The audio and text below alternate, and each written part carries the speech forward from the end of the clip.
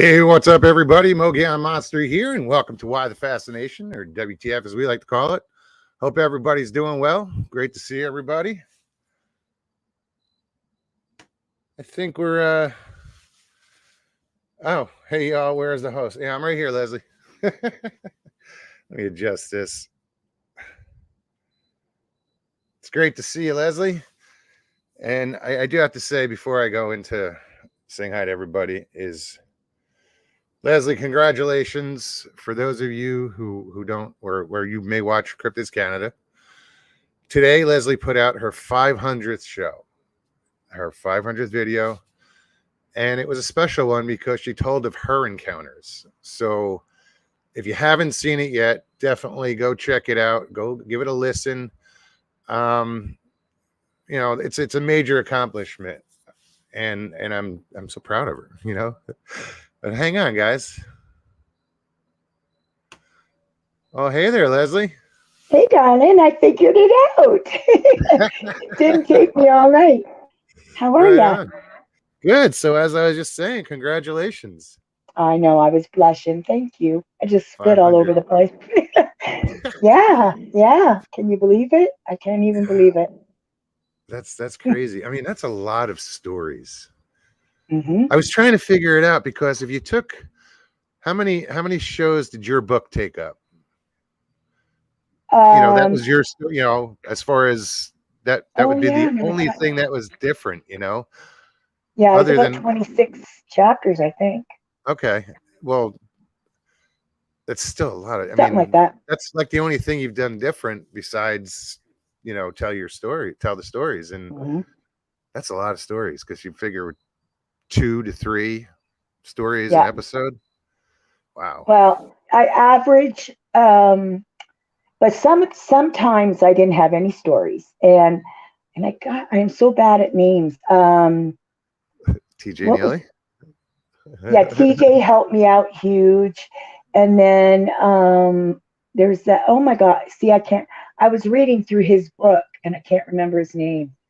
Hang on a minute. I think you did this the other night too. Like I we were did, talking I and we did. were just like, what the hell's his name?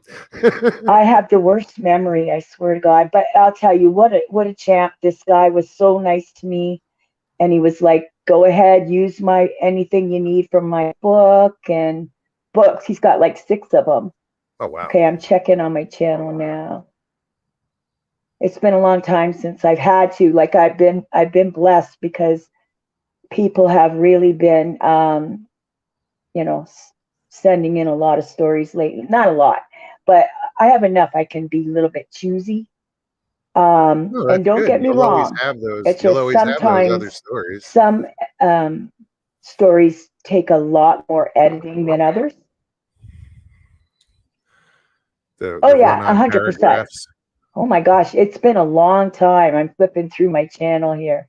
It's been a long time since I've used Barton Nunnally. Okay. Pardon me? No, I remember it now. I remember that you mentioned the name. I Uh-oh. Are remember we Martin. frozen? Can you hear me? Uh-oh. This is my luck, guys. Let's see if let me remove her real quick and see if she can. I'm just gonna watch her backstage to see if she comes back up. Otherwise, Leslie, if you can hear me, I would. Oh, she just dropped out from backstage, so hopefully she'll come right back on. But it's kind of a break. Hold on. Eyes in the Woods, how are you? What's up? Good day, Mark. Good to see you. Anita, how you feeling, hon? Hope you're feeling good. Hey, Dina, Val, welcome. Ida Bustamante. What's up? I love saying your name. Grasshopper. What's up, buddy? Mr. Haywood. What's going on, Michael? Hey, Sandra Piper. Mr. Fritz. Good to see you. Hey, Sugar Britches, been a little while. It's good to see you. Sasquatch Wizard Adirondacks, welcome, buddy. Figured I'd take this little opportunity, this little break to say hi to everybody. I posted a thing on my page too to come on over here if you don't mind. Oh, you kidding me? No, I've been talking. about it with Stevie, and she's like, "Oh, did you call Leslie today?" I'm like, "Oh shit!" And that was yesterday. So I tried. That's okay. Listen, I get it. Everybody's busy. We've been stuck in the house for 2.5 years, so it's nice right. to, yeah. But Yep. I'm so glad that I did reach out to you. I was like, "Hey, come on, let's celebrate." You know, that's an amazing accomplishment. So you were saying about Barton Nunnally. Yeah. Oh, sorry. I Okay. don't even know what happened. Yeah, I just got knocked off.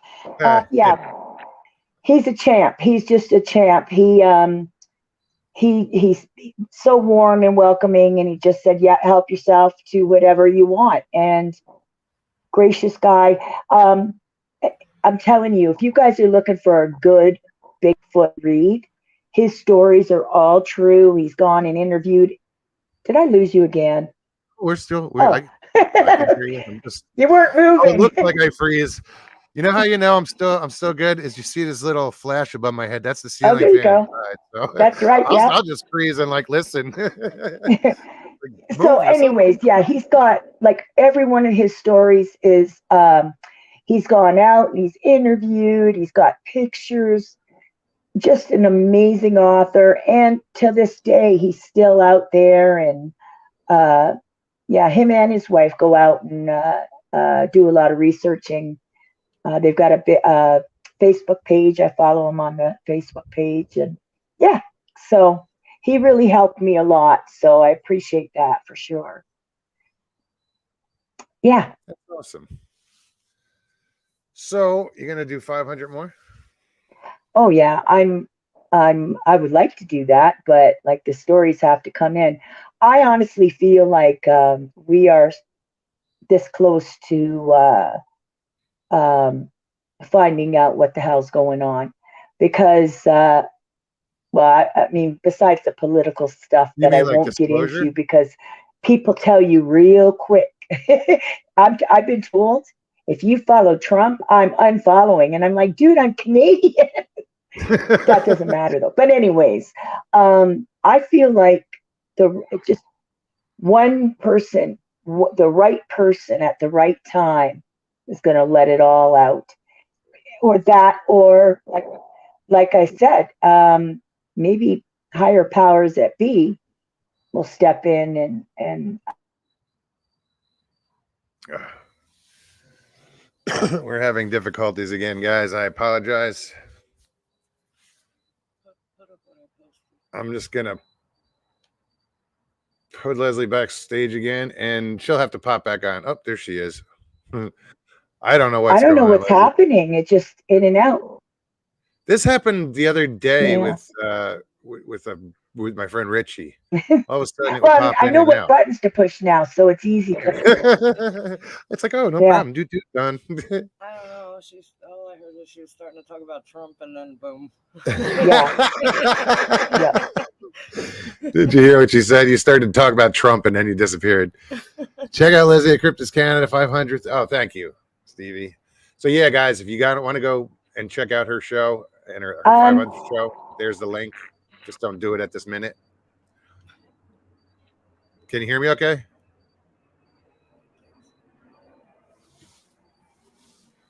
Can you hear me, Liz? You're cutting out on me. I'm not hearing you.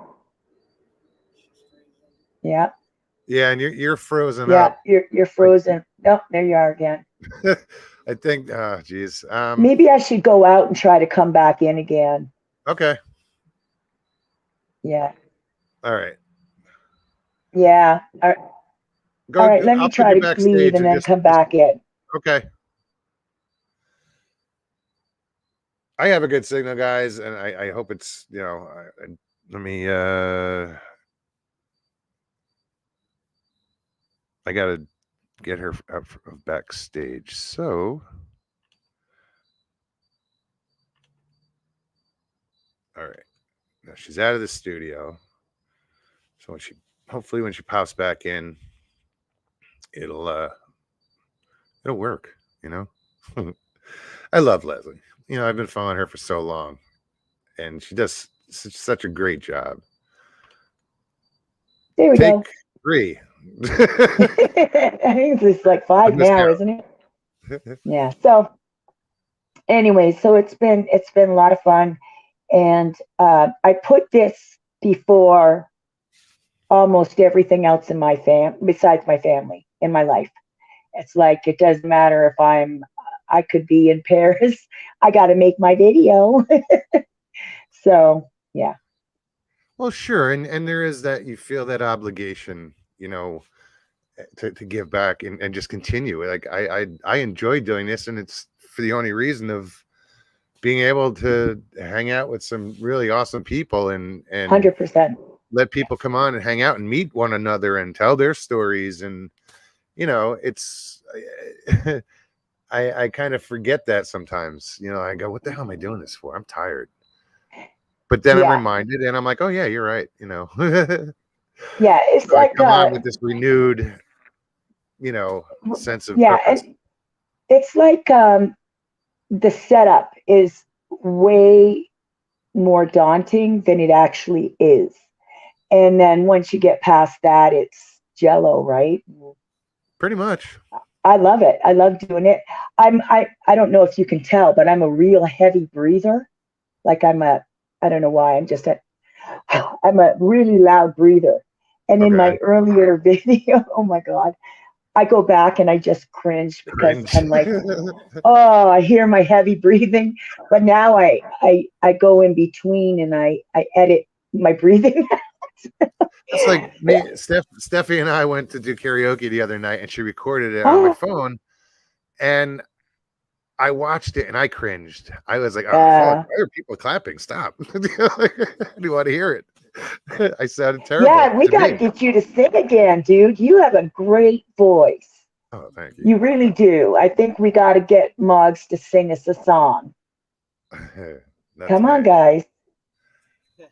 But yeah, you've got a gift. You've got that. You've got a radio voice, a narrator's voice. Really, you do. Yeah, I don't have a radio brain though. They're just constantly talking and talking, and they could. No, that's me though. I could do that because I'm just jibber jabber. My mother told me that when I was born, I was a big blob of 12 pounds of baby, and I used to sit on the floor in front of the TV for hours.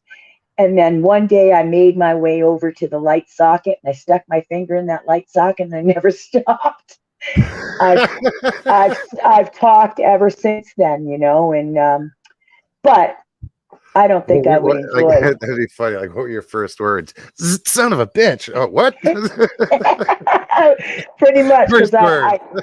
yeah, oh yeah, and that's another I go back to my earlier videos and I'm swearing like a truck driver, and God bless the Christians because I'm a Christian too, but I'm a mouthy Christian, and I really don't think that God judges us for saying the F word. I hope, and Oh, but that I had to be told firmly, cut that shit out. So I try real hard not to swear on my channel, and I swear over here, oh, but I'm glad yeah, you did. yeah, People really don't get to see that side of you. You know. no, yeah, yeah. I'm a, I'm It a, was. Excuse me. It was funny in chat in your comments of tonight's show, your 500th.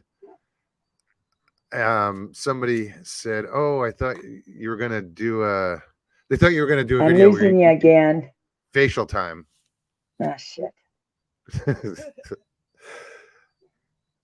Can you hear us? How about now? I'm losing you, mods. I'm sorry. You We'll have to thought try again. somebody said they thought I was gonna what? Oh, about Oh the no. can you hear me?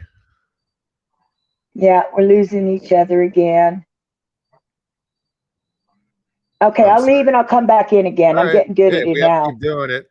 We'll get there. That's what he said. You heard it here.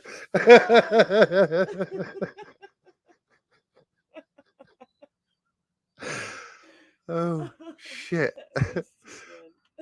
So somebody in their comments tonight, in her comment section of her video, said they thought that she was going to show her face on camera.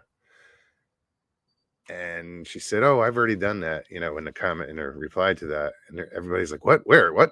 So I think I'm going to go back and post the link to that show. So there you I go. have to put my lipstick on. We fell out. No, Stevie, when you perfect. said that, we just like that was funny. What did she say? I missed it. No, you said that's what he said.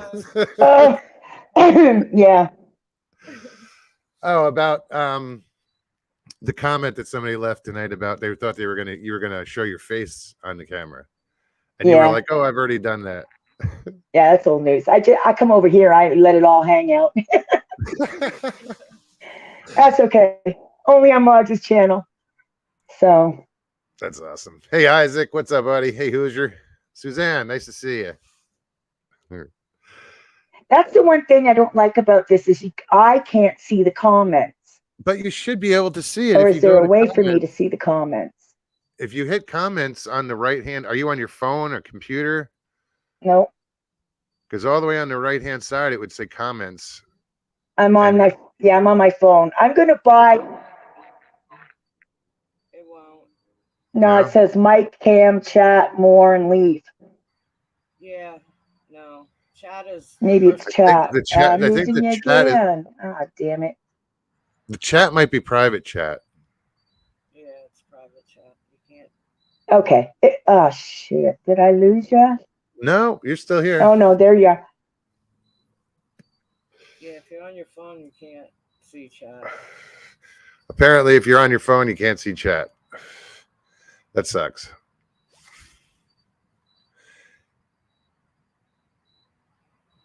Okay, let's do it this way.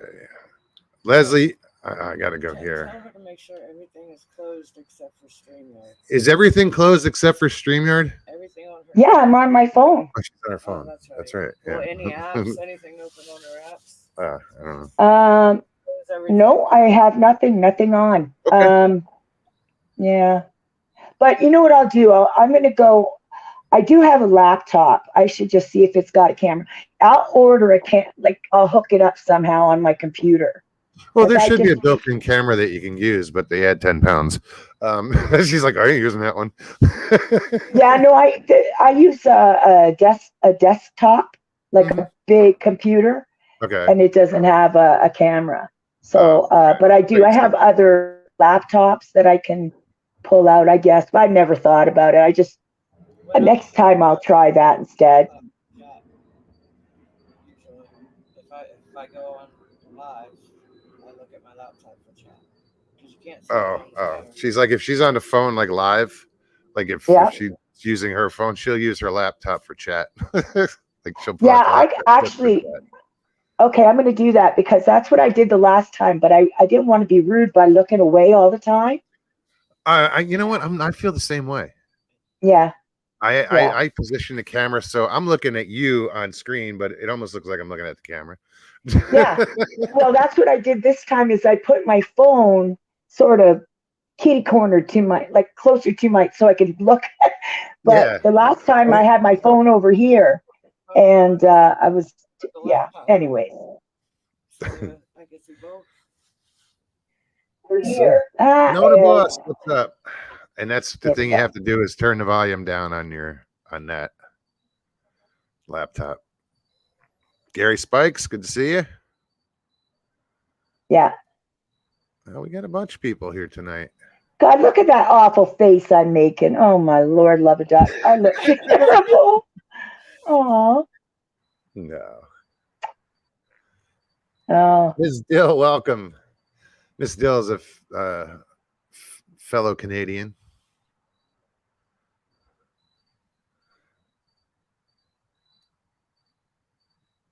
Who else? Mr. Lee finally showed up. Good to see you, bud. Hey, Pine Island, what's going on, Jeff? I hit the like button. Gotta hit the like button, you guys.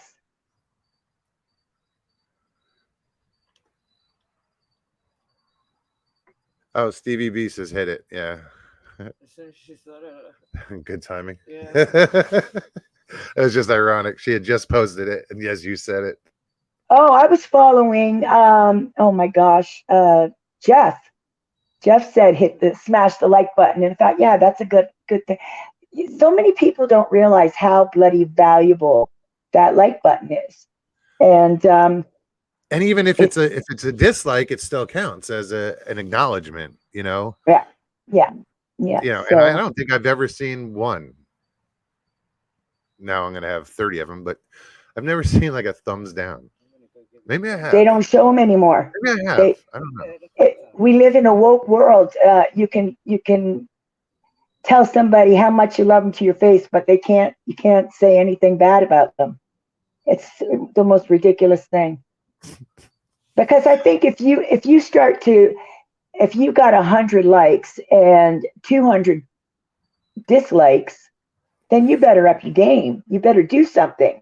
Oh, but sure. now there's no way to tell, like, I don't know. But I think it's a valuable thing. I think it's like, kids playing baseball. They're all allowed to have a turn, which is great, but some aren't as good as others. And I think they take that motivation away from trying, right? Well, everybody getting a turn is great, but everybody getting a participation award just because you showed up is kind of silly. It takes the competition out like we grew up with. Yeah. And people might disagree, and go ahead. I don't know. It's fine. But, you know, there's a winner and a loser. Yeah. But these days it's a winner and a smaller winner, And a transvestite. Oh, my God. This is small winner, not wiener. Oh, Lord.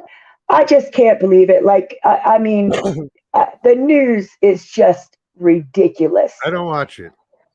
Oh, I try not to. Oh, my God. I'll turn on the weather. That's about it. I know. Yeah, I like the weather, too. Every time I do, I'll catch a feed somewhere, and it's just bad news. Yeah, yeah. And then you've got Fox making it worse. Well, I mean, don't get me wrong. I'm not showing my true colors here. God forbid.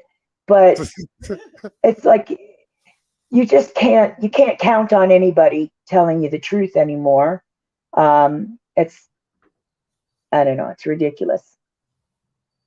Well, for what it's worth, I tell the truth. Stevie knows I don't lie. I don't see a purpose in lying. No. I mean, I understand it. I just don't do it. Well, I try not to anyway. Yeah. Yeah, I hear you. So somebody else come on, because I feel like I'm hogging. Oh, I didn't even post the link in chat or anything. I just figure we chat for a little while. But yeah, I will definitely. Anybody, Patrick Vaughn, what's up, buddy? Anybody that wants to join us, I'm going to post the link in chat. If anybody wants to come on, just click on that link, follow the directions. They're pretty simple. I could do it. Not very well, mind you, but at least it's getting easier and easier now. All right, the link is in chat. All I ask is make sure that you turn off YouTube and you're just on StreamYard so we don't get that funky echo.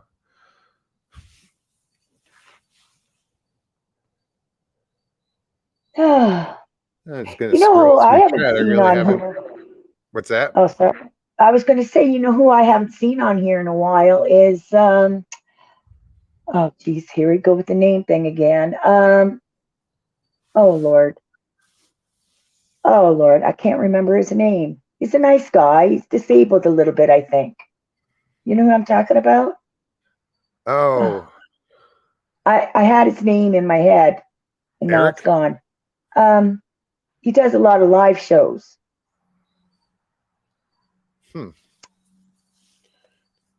Disabled. Physically or mentally? Lord love it. I swear to God, I've got the worst memory. What did you say? You said disabled. I said physically or mentally? Oh, sorry. It was a joke. Physically. We're all frigged mentally. I think I know who you're talking. Oh, you mean Sean? Sean, yeah. Sean G. Has he been on? He's not here. No, we kind of don't hang out anymore, or he's doing his thing. Yeah.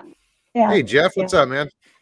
Hey Mogs, hey Leslie. Wanted to Hello, jump on and say hi to Leslie. I love seeing her when she pops on. Aw. That's sweet. You're funny. Oh my God. Funny looking. No, some people are funny without trying to be funny. And I kind of feel like that's Leslie. Like it's in her personality to be funny. She's not fishing for the laugh, But yeah, she does it well. So how did your show go last night, Jeff? I don't know. I'm not hearing you guys again. Yeah, her video froze up, but we can still hear you, Leslie. It's almost like she posed for that one. There, it's back. Can you hear us? Who? Can you hear any of you us? You guys are cutting out on me. I can't. I think it's your signal. It is. Blink. But again, it seems it works every time you go off and come back on. It seems to work for a little bit. So if that's what you need to do, I'll leave again. The way you know right now, you seem good. Am I okay? The way you know it's her now you're good. Is that sometimes if it just drops the video or drops the audio, it could just be something with StreamYard. Yeah. But earlier, her video was up and her voice we could hear her voice, but the video was lagging behind. And usually that's a connection issue. Well, the past few times that I did a show, you saw on your show yesterday, I had a delay. Today, thank God there's no delay. Yeah. But the past two shows that I put out, there was some sort of delay. And I was like, what the hell is this? Well, the other day, I think it was just because you were another 100 feet away from the Wi-Fi, probably on the other side of the yard. Yeah, well, that was yesterday on your show. Yeah. If somebody is hooking up to your Wi-Fi, can that make it go slow? Yeah, they'll be pulling away from your speed. Like if you have too much on running on a Wi-Fi, it will slow down what you're using. Okay, so I think that's what's going on because my neighbor borrows my Wi-Fi. Oh. When I just had how your provider has different levels of speed and all that. Sure. The more you pay, the faster it is. When I just had the average one, when my two teenagers would get on their Xbox on, streaming and stuff, man, I would notice it on my work computer. I'd be waiting for a page to load. So I went in and just said, hey, I'll pay another $20 a month. Give me the faster service. And now I don't notice it at all. So if you're splitting your Wi-Fi use with your neighbor, if they'll throw you another $10-15 a month, maybe to go to that faster level, you might not notice it at all then. No, not it. Yeah, no. I'm going to have to do that myself. But I had to. I was stressing out really bad last night because I was trying to upload the episode 500, and it was lagging so bad, and I was starting to get really paranoid that, now of all times, it's gonna screw up. Yeah. Yeah. So I sent him an email and I asked if he could please not use it for a while. And he said, well, I'm not really using it right now. But then 2 minutes later, it was bing bang and all was well, So I don't know. But there's not using it at all. And not really using it. It's just running the TV right now. Yeah. They might think I only got one thing going, and here that one thing's hogging up. I've just come to accept the fact that if you're gonna, I think Leslie just froze up. If you're gonna have a channel and you're gonna do live stuff, no, I'm here. Channel, I'm listening. It's just a necessary evil to pay that extra. Am I still frozen? $20 a month. Nope, you're good. You're good, the Leslie. Highest level. Yeah, well, that's what I did when I was in Arizona. You know, I went with the gamers package, the whatever the fastest was. Yeah. And even with like 2 gamers in the house and myself online, no problems, you know, just for that faster speed. Well, and the way that laptops are designed now with quad cores and, you know, all this stuff, they're designed to operate on that higher level anyways. I mean, to have average service with modern electronics, it almost doesn't even work anymore, you know? Mhm. Yeah, this computer, this laptop is pretty new, and it's a gamer laptop, so it doesn't really have the memory. Like I can't like download a whole bunch of shit, but it's a good computer. You know, it'll I've got a handle really good streaming. graphics card and a lot of speed. Yeah. Yeah, I think that before my son passed away, he's like a really top-notch gamer, and I think he paid like $6,000.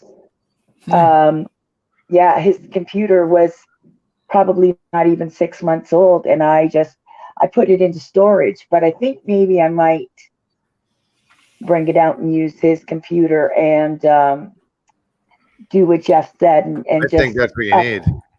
Yeah, because when I moved up here, I don't know if you guys are aware, but we have Bell Canada and we have Rogers, and both of them are okay for city stuff because you're close to their, you know, whatever, their towers. But up here, it was like, oh my God, it was taking, I'd have to do a video and then let it upload all night long. And if something happened, I'd get up and oh no. So anyways, they had this other program.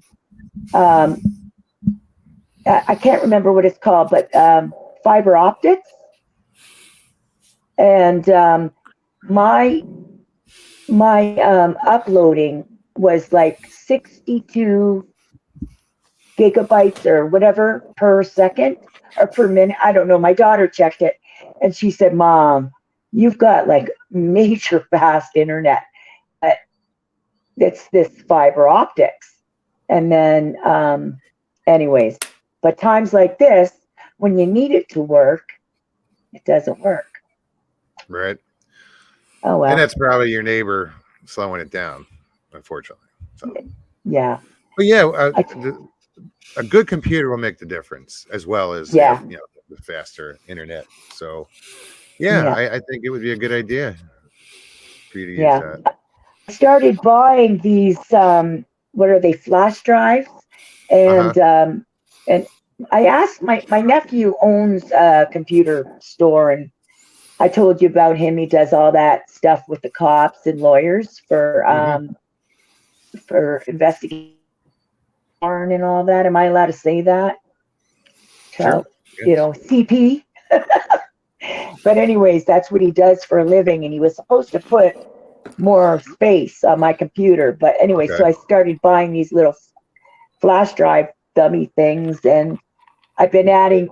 That helped a lot when I cleaned off a lot. Like I put all my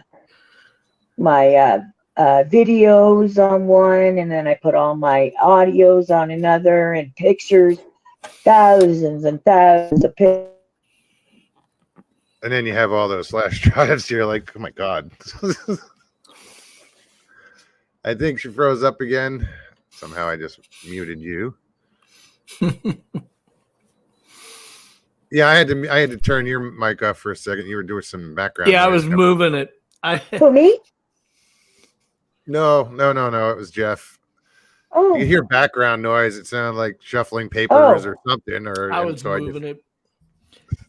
With that stupid swing arm, I'll sit here and get online and start talking, then realize my mic's 2 feet in the air and not in front of me, you know. Okay, Liz, I'm sorry. I didn't mean to cut you off. Remember when I came on that, I guess the first time I came on, and I was telling a little bit of my story, and Jeff was on with us. And I came on there, and I never watched it after that. And I thought, oh, I wonder how much of an idiot I looked like, right? And I go on there and I check it out. And Jeff, I don't know why, but I didn't hear the part where you got the shit scared out of you because of your water bottle. Do you remember that? Yeah, I do remember that. You were listening to me tell a scary story. Yeah, I looked over. I didn't realize that I missed that somehow. I was on my front porch that night using my iPad, and there's a little tiny end table next to the Adirondack chair on the porch, and I had a water bottle there, and you were talking about something that was sneaking up and this and that, and I looked to my right and seen that water bottle and just about flew out of my chair. It just scared the living shit out of me. Yeah, that was funny. I laughed. Oh my gosh, because you don't realize when you're on what's going around, and you're missing. Like you guys are, I'm cutting out on you, or you guys are cutting out on me, so I'm not hearing full conversations. So I'm going to come back later and laugh my ass off because, yeah. Anyways, but yeah, that was funny. Yeah. Donald Fuller, what's up? Old Buzzard's Roost. Great to see you. Yeah, what do we got? Oh, Jay. Why isn't Jay coming on? There's Jay. Yeah, Jay came on my show last night. That was pretty cool.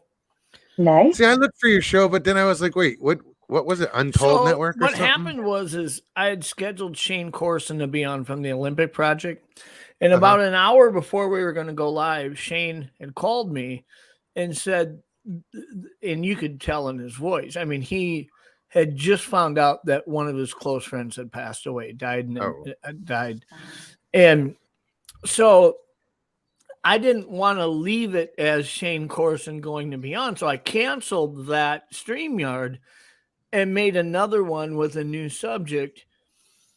And my plan was to have Leon and Pat on, and we were going to talk about the geographical parameters of Sasquatch. You know, like where could they be in numbers? Where is it not likely they'd exist?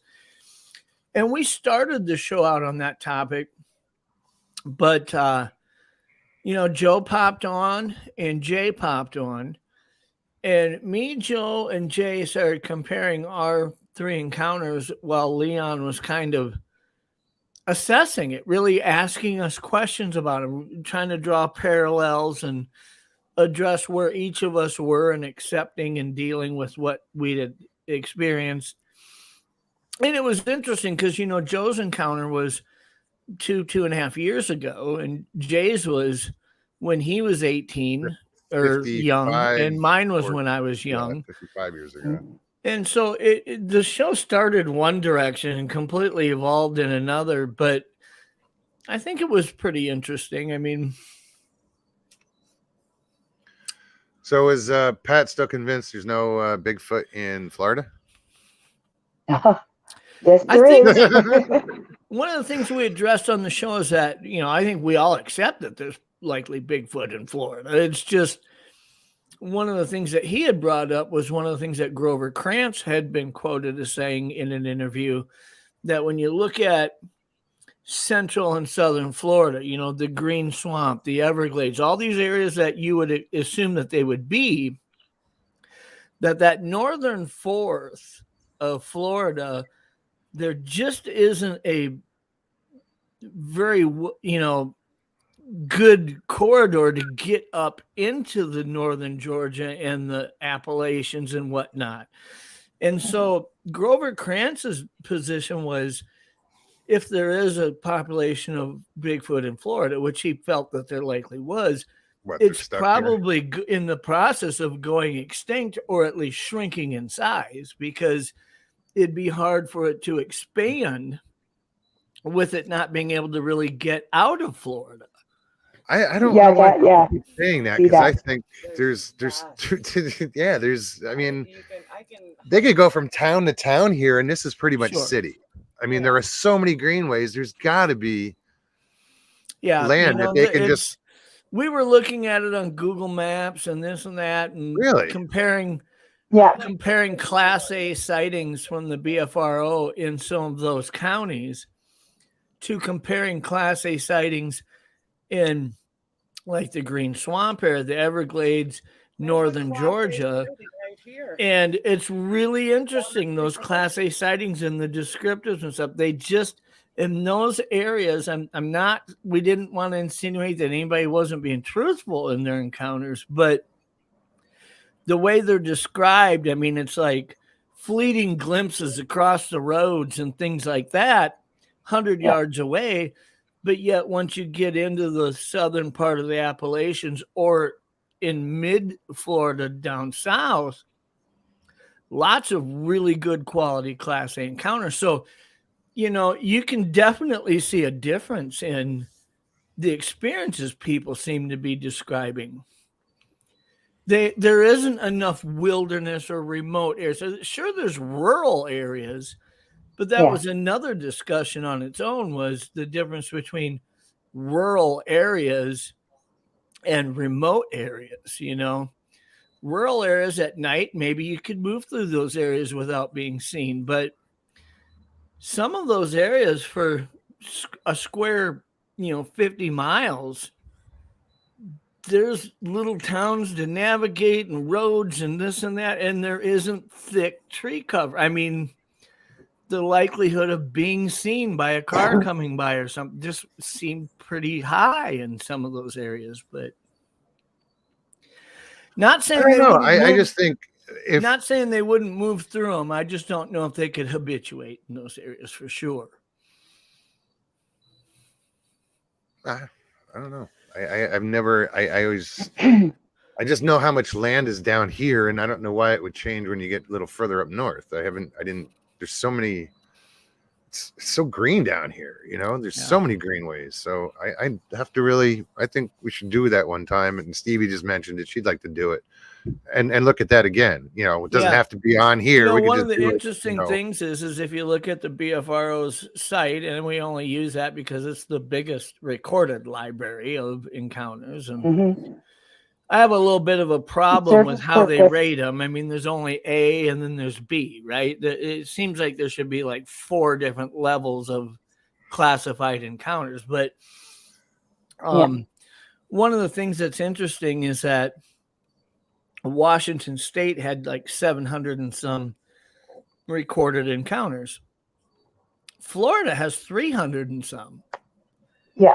I mean, so for people who think, well, there's probably not Bigfoot in Florida, they've got half the encounters. Well, Leslie had an encounter in Florida. Yeah. Leslie saw her first Bigfoot was here in Florida. Yeah. Yeah.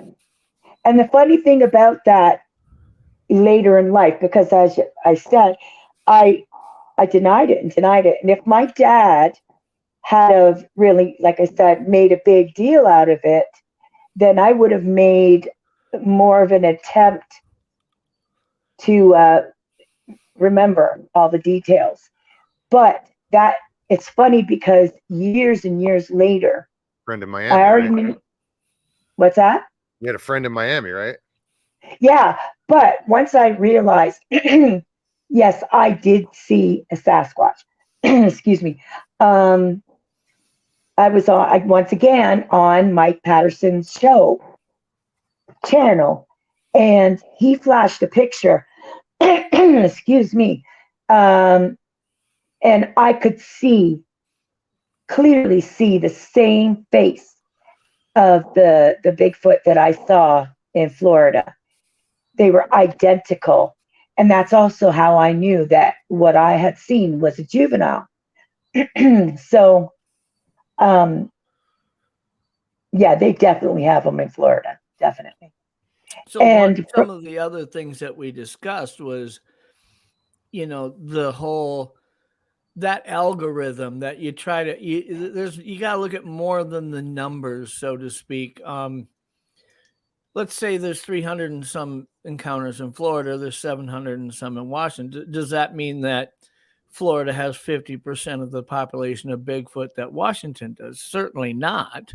No. I would say that because of the remoteness of Washington and the number of people that are in those remote areas being way less per square mile than maybe what you would see in your average square mile in Florida, it's possible Washington could have 20 times the number of Bigfoot that Sure. Florida does. It's just that the algorithm doesn't reflect it properly, you know.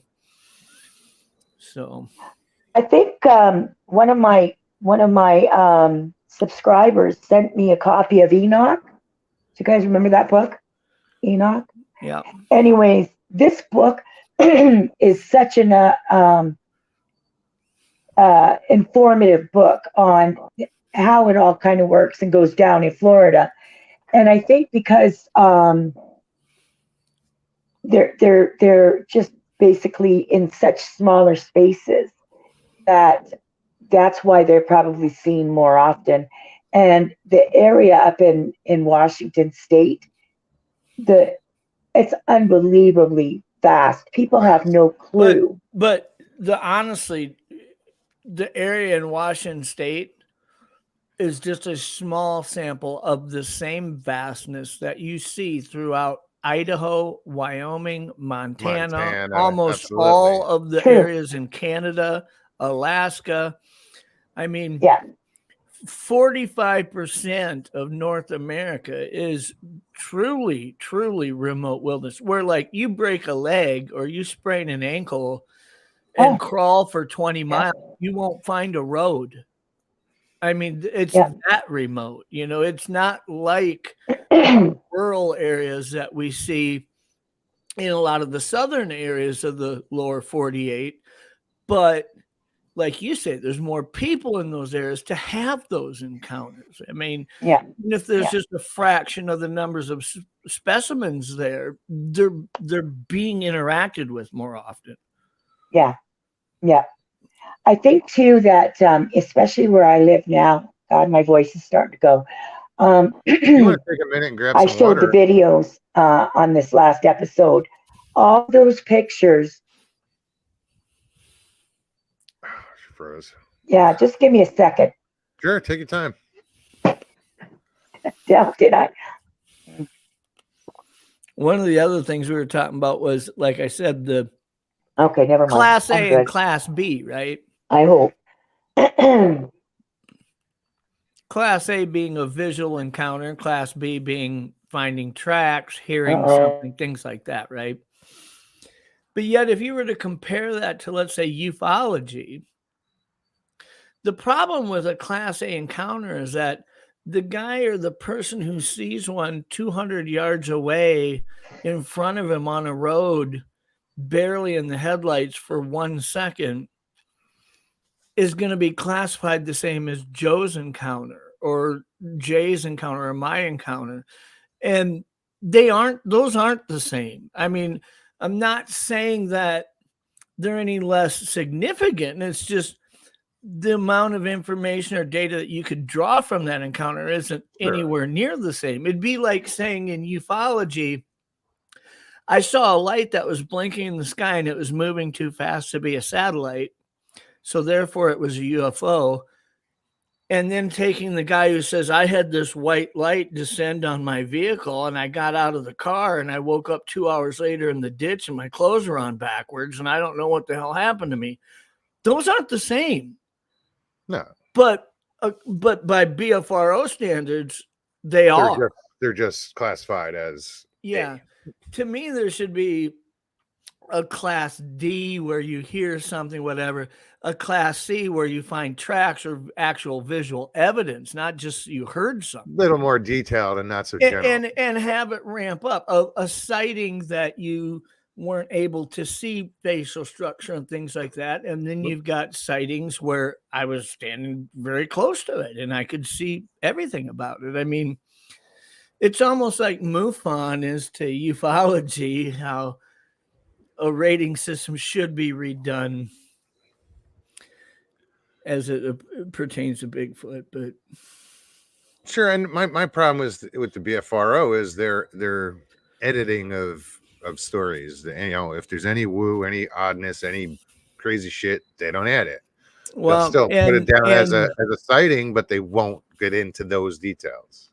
The other thing that we touched on is that there is over 300 investigators that are coordinated with the BFRO.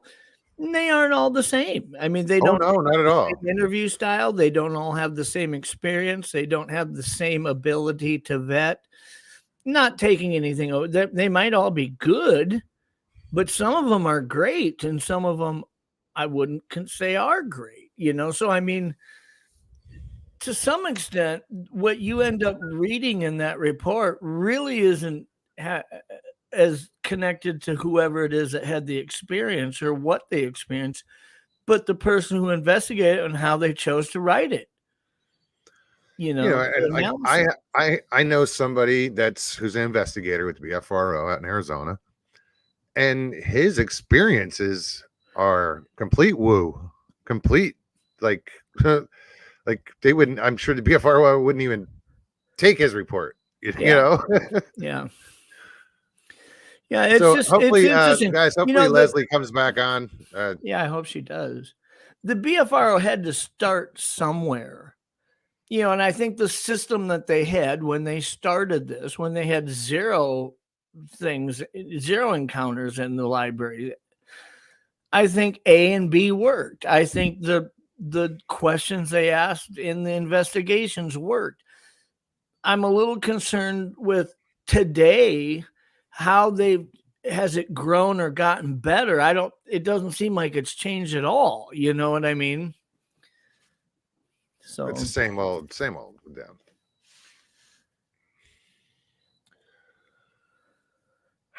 I'm just reading chat. Sorry. Jay says supposed to get called here again. I don't want to hear that. Did anybody come up with any good proposal ideas for Derek to ask Leanne to marry him? Not that I saw. Nobody left any no suggestions in the chat. I don't think. I mean, I can go back and check, but I don't think so. Guys, I'm sorry that Leslie dropped off. Hopefully she'll come back on. But in the meantime, wait, nope, there he is. That's Michael. Right on. Hey, Mr. Haywood, what's going on, buddy? What's happening? How you buddy? doing? What's going on? How are you, Michael? I'm good. Other than trying to fight a little bit of a cold or something. Yeah, you do sound a little congested. Man, I know a lot of people who are dealing with that right now.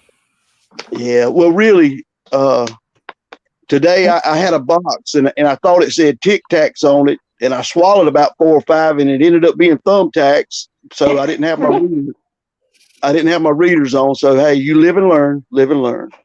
Wow.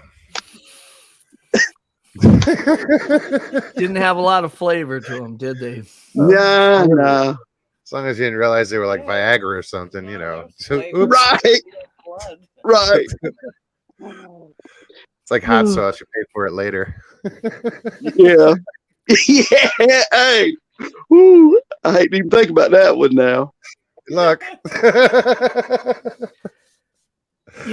When you think about Tic Tacs, I always thought it was kind of funny because the orange ones were fun to eat, but they don't really freshen your breath or anything like all the other flavors do. They just taste like children's aspirin, Right. Excuse me. Well, I was hoping that I would drag some other people up there that they would Buzzard, and I thought that other gentleman was gonna come on here too. I know Grasshopper had mentioned it. He'd gotten a new computer, and we'll see. Let me just pop that link again one more time in chat and see who shows up. I didn't really mean to put nobody on the spot. Michael, you said you're dealing with is it kind of in your chest a little bit? Kind of the crud in your chest? No, it hadn't got that far. Just in your throat. Well, the reason why I brought it up is I've seen on Facebook, a lot of the people that we see in chat, there seems to be a number of people that are dealing with some health issues, and some of them are kind of serious. And, I hope people realize that you got a lot of people here who care about you, and you know, if you're not feeling well, or you're wrestling with something, or you're fighting something like that, it's okay to talk about it in chat, or even come on here and mention it, because I think the more people you have lifting you up and praying for you or whatever is the better. Absolutely. Yeah. Oh yeah, I and probably need you all the always, prayers I could get. well, you always see it here in chat or in most chats. You know, if somebody says they're not feeling good, everybody's like, "Oh, prayers." You know, feel better. I think I saw Cindy was talking on Facebook about some stuff she has going on, and it's pretty serious stuff, you know. I mean, right away I thought, man, I knew she was dealing with some stuff. I didn't realize it was that serious, and I had seen Jay Fritz and some others that were commenting on it and telling her that they were, you know, praying for her and thinking about her, but you know, if somebody's in that position, it'd be great. There's a lot of people here who would like to know about it because they care, you know? Yeah. Yeah. So Leslie, I know I've had this question in my head. I don't know if I asked it the last time. Do you have a favorite story that you've told? Of You know, mine or every, no, like, of all the shows you've done, is there something that sticks out more than others, like a yeah. story that you told? Yeah. Yeah. I just re-uploaded it about 3 weeks ago. It was the one where the two little girls, their mother died, and then the female Sasquatch like pulled them out of their misery, basically. And I actually heard from them. Is that where they were living with like the grandparents or something out on the back porch? They were on pallets sleeping out there. I do remember that. Yeah. Yeah. It broke my heart. Like, it took me probably about 7 or 8 tries just to get through that. I was crying the whole way. Sure. But yeah, that's my favorite story. Okay. No, that's a good story. I do remember that. Yeah. Yeah. And the two girls are now like, they never heard me tell the first story the first time I told it. And they just so happened to catch it 3 weeks ago. So she emailed me and said, thank you. She appreciated, she didn't realize that I'd done it. But right now they're back on the land, and they're trying to set up to see if she's still kicking around. Sure. So she'll let us know when she gets, if anything happens. And yeah, it was pretty nice to hear from her. Yeah. Yeah. Awesome. Yeah. What's your favorite story? Oh, geez. I don't know. Honestly, I don't know that I've heard it yet. You know what? You know who I have such amazing respect for is Wes and Woody on Sasquatch Chronicles. Absolutely. Well, okay. That story, their story was terrifying. With the spider crawl and everything. Yeah. And yeah.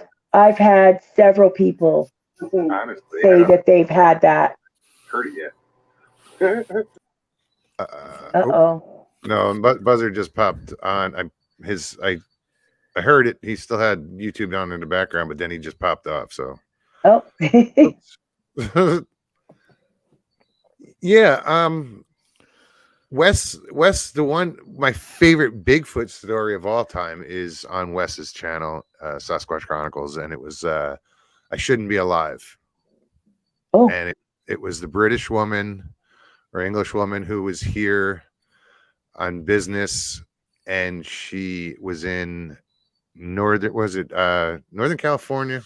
Northern California or Oregon. She was there staying at a hotel and went for a walk that night out on the beach on the coast. She was an amateur photographer also, so she wanted to go get pictures of some sea otters or sea lions or something. Mm-hmm. Somebody recommended, go to this beach. There's usually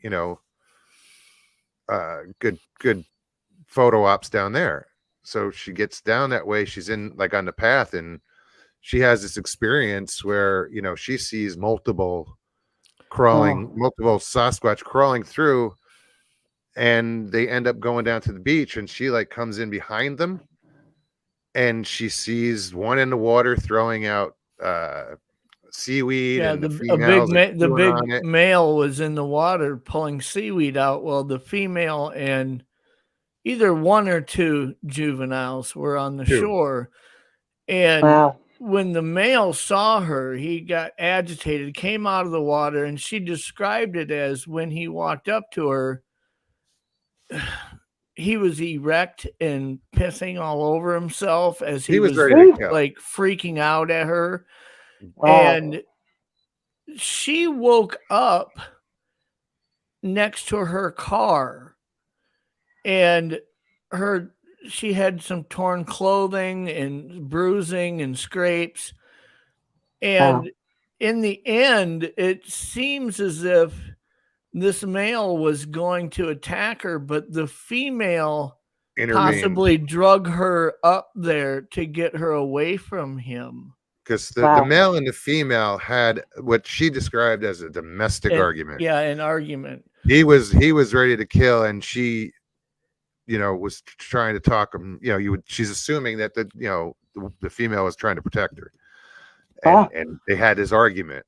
And just the way she tells this story, and after the fact when she was in the hospital and the people that showed up, and it was just, that was my best story. So what made that story stand out to me, Mogs, it wasn't just the story, it's the fact that she was completely out of her element where she traveled to.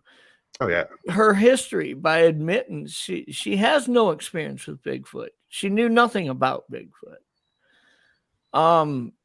She ended up at that location through the recommendation of someone else. And those who investigated it verified that. They talked to the hotel owner. They talked to people.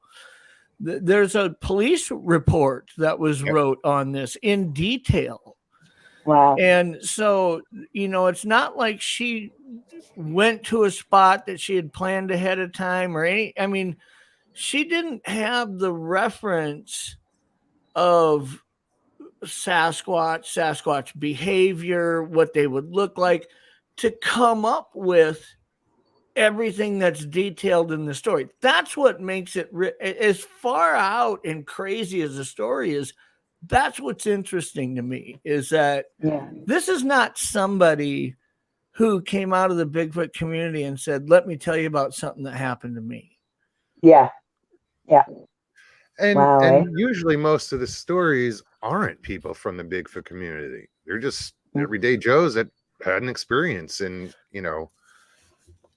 Well, you know, like I said, that's one of the interesting things that I find in my experience, and also in Jay's experience when he was younger, is that I didn't grow up in a family that had an uncle that told about Bigfoot. I mean, I didn't know anything about.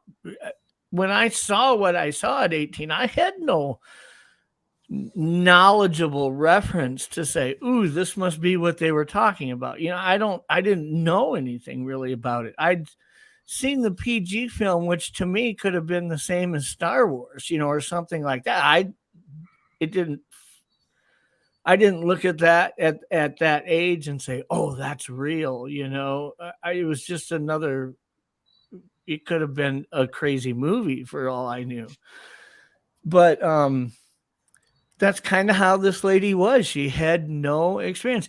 And like you say, Mugs, a lot of people in the community, or not in the community, but people who share encounters, it's not really the community. They'll come out and say, I didn't know anything about it. I'd never even heard people talking about them. And here I am looking at this thing, and this is what it looked like. And they're describing something that, if you hadn't heard 100 different encounters of people describing what they saw, how would you know how to describe what you're describing, you know? Unless you saw it. It would be a gigantic coincidence if you didn't actually see that.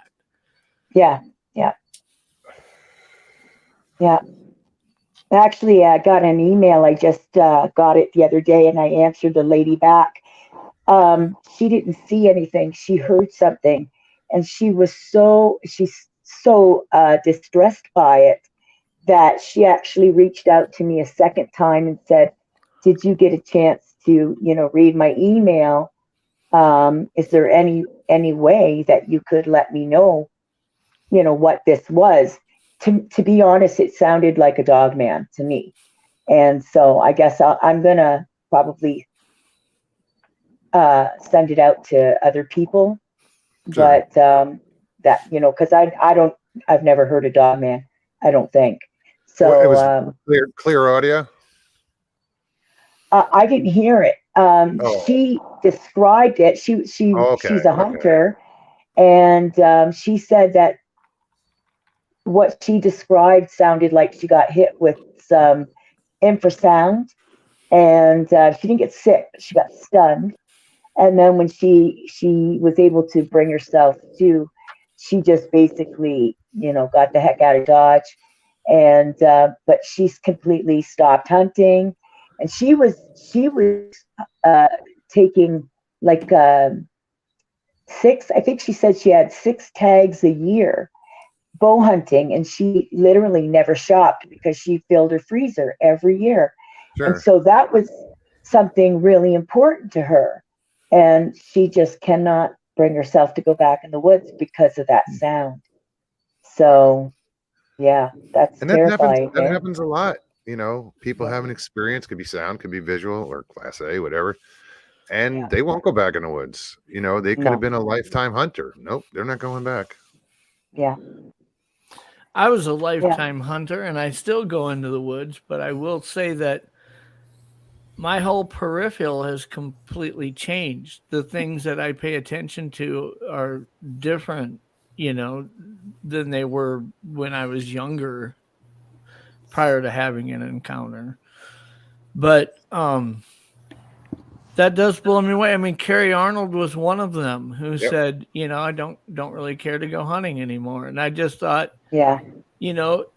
that's not just, I get where some people say that. Maybe they weren't really into hunting that much to begin with. It was just a hobby, not a passion. But a lady who, like you're explaining, I fill 4 or 5 tags a year and fill freezers too. I mean, this is a big deal, And Yeah. Kerry Arnold, he grew up hunting. I mean, that it was a passion for him. So for him to be turned off by it, I never heard him really use the words, "I was too afraid to go into the woods." I think maybe, to be honest, he was maybe too much of a man to use that language. You know what I mean? Mm. But there was enough there to keep him from doing it. Sure. Oh, he was out. He didn't go back. I mean, it wasn't until later on that he started going back with other people, and hell, I got into the woods with him. Yeah. But I don't for think like he was 11 much years. into going alone bow hunting and things like that anymore. He just didn't have an interest in that. Jeff, can you tell us your story? Well, there's a lot of places you can go and listen to it. I don't want. Okay. I mean, it takes some time to tell it, but his isn't a very interesting story because it's not your normal. I'll give you the 60-second cap of it. I was 18 years old with one of my best friends and his brother, who was 4 years younger, who was about 14. And I went invited with him and his dad and a couple of his uncles and some of his cousins, who were, even his cousins were in their 20s. I mean, we were the 3 kids in the bunch, so to speak. And we went 120 miles northeast of Flin Flon, so far up into the Manitoba Saskatchewan border area. I mean, I guarantee you, other than who was in our camp, the 10 of us with 3 Inuit guides who were all 3 brothers, there wasn't any other humans within 50 miles of us up there. I guarantee you there wasn't. Mm. And it happened on a small island on this big reservoir chain of lakes.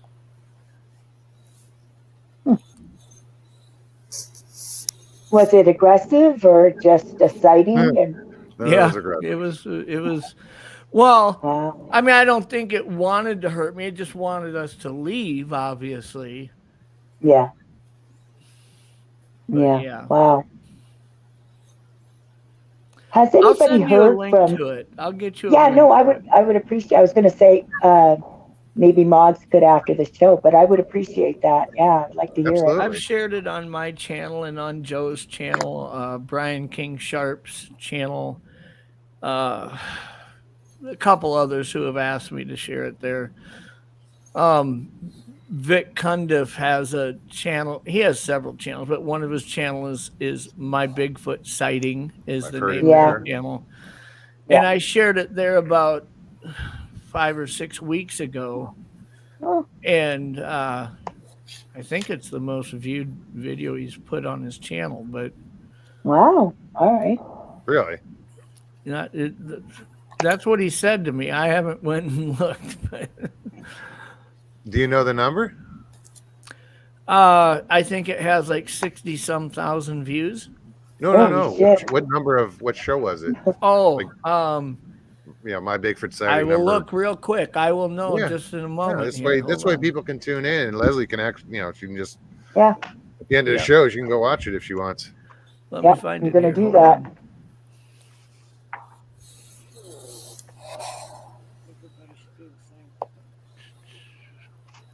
Oh, absolutely. And definitely go check out Leslie's 500 show tonight after the show. It's Leslie. I just came on to say hello to you, hon. Jay. Hi, Jay. How are you, love? I'm good, hon. How you doing? I'm good. How come we can't see you? I don't want Are you pulling Leslie? to. How you feeling, Jay? Yeah. How's your leg? I had a hard day today. It's hurting a little bit. That's all I'm gonna say. Okay.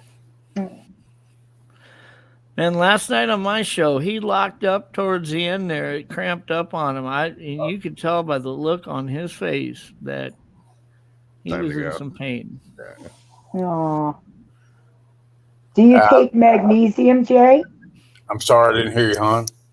Do you take magnesium? Because magnesium is really good for cramps. Honey, I tore a hamstring in my leg. Oh, geez, that's a whole different subject. Okay. Yeah. Aw. I He can't was take auditioning for a cheerleading squad and did a split. Yeah. I did. I'm off the floor and I did the splits. Oh, no. Oh, boy. 74-year-old men are not supposed to do splits. No. No. Oh, I'm sorry to hear that. Yeah, that's a painful thing. I've done it when I was younger. Yeah. Wow. Yeah. But I think I'm doing too much. That's all I'm going to say. Okay. But you know what? At least you are able to do too much. So be thankful for that. Yeah.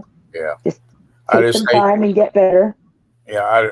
I laid in bed for over a week. I couldn't even move. I had to get out of this friggin' bed, and I did a little too early, I think. Oh, geez. Do you have somebody that lives with you that can help you out?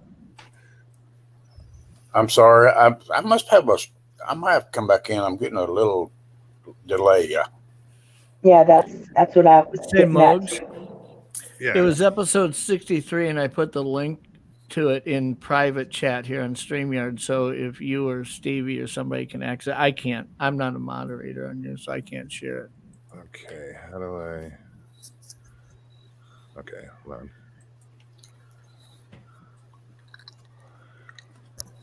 While Russell's looking and doing, Jeff, I want to thank you about last night, brother. I needed that.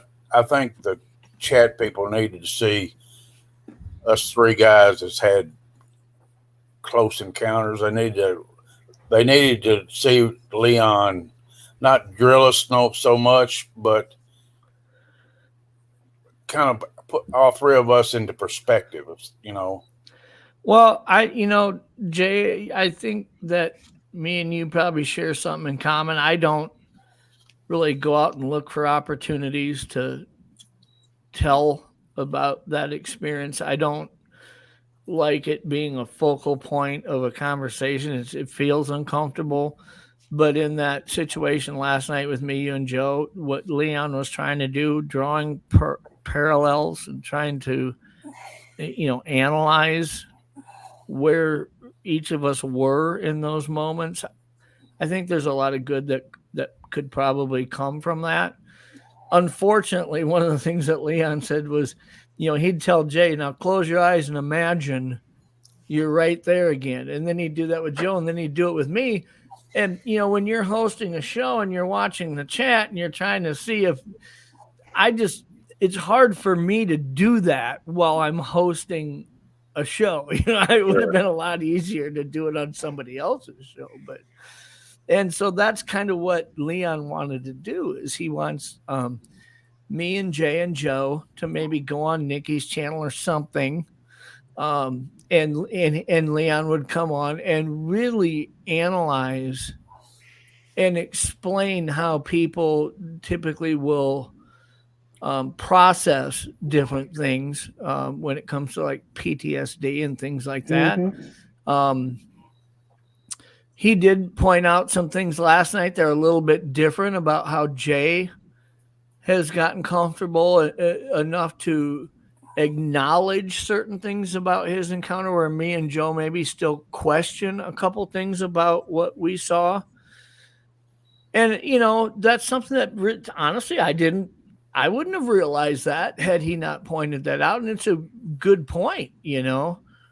When Jay talks about stuff, he'll tell you straight out, I'm telling you, this is what, and yet when I talk about what I saw, I'm like, when I see this in my head over and over, I still have questions about this. I'm still trying to analyze what the intent was, or what was the but one I think thing with you, Jeff, you kind of figured out, like, you have an understanding of how it escalated to the point it did. Like you even said, you heard noises, like you looked at it from the point of view of the Sasquatch.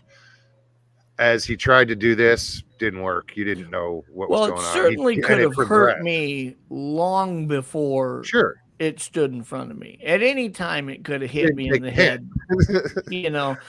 The other thing that's really interesting is because of where I was versus Jay's encounter in Kentucky, where he was telling us last night, and we're going to cover this more in an upcoming show, either on mine or Joe's channel. Jay has met somebody who lives very close to where Jay had his encounter, that way back in that time period had an encounter there too. Mm-hmm. And that was interesting because we're going to learn more about that, I think, as Jay kind of talks to him more. This is a gentleman that is down in Florida right now, where Jay is for a little bit. But, in Kentucky, in Western New York, I will say this. It is highly unlikely that those two specimens that Jay and Joe saw, there's no way that Jay and Joe were the first humans they've ever seen. They've had experience with humans before, almost guaranteed. But yet, when you consider where I was and how remote that area is, one of the things I was explaining to Leon is it looked like its face was so neutral. It didn't look mad. It didn't look happy. It didn't look annoyed. It looked bewildered, like I was.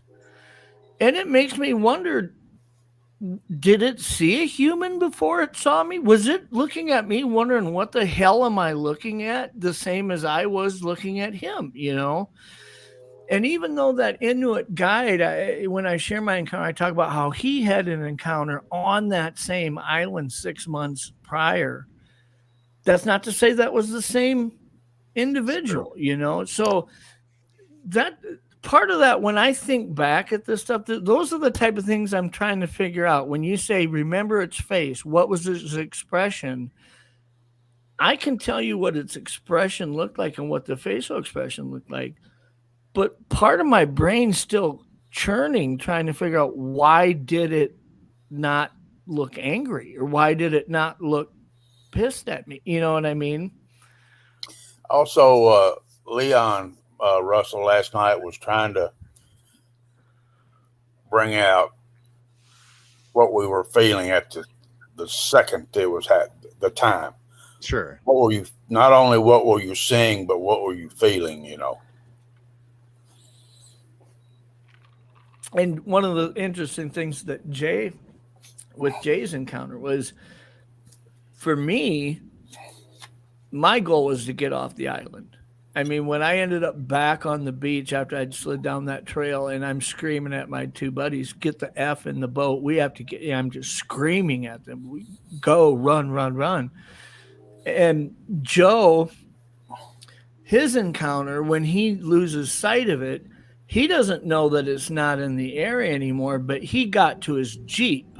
Okay. So there was, I'm not saying you're safe, so to speak, but there is some feeling of, I've got a way out of here now, right?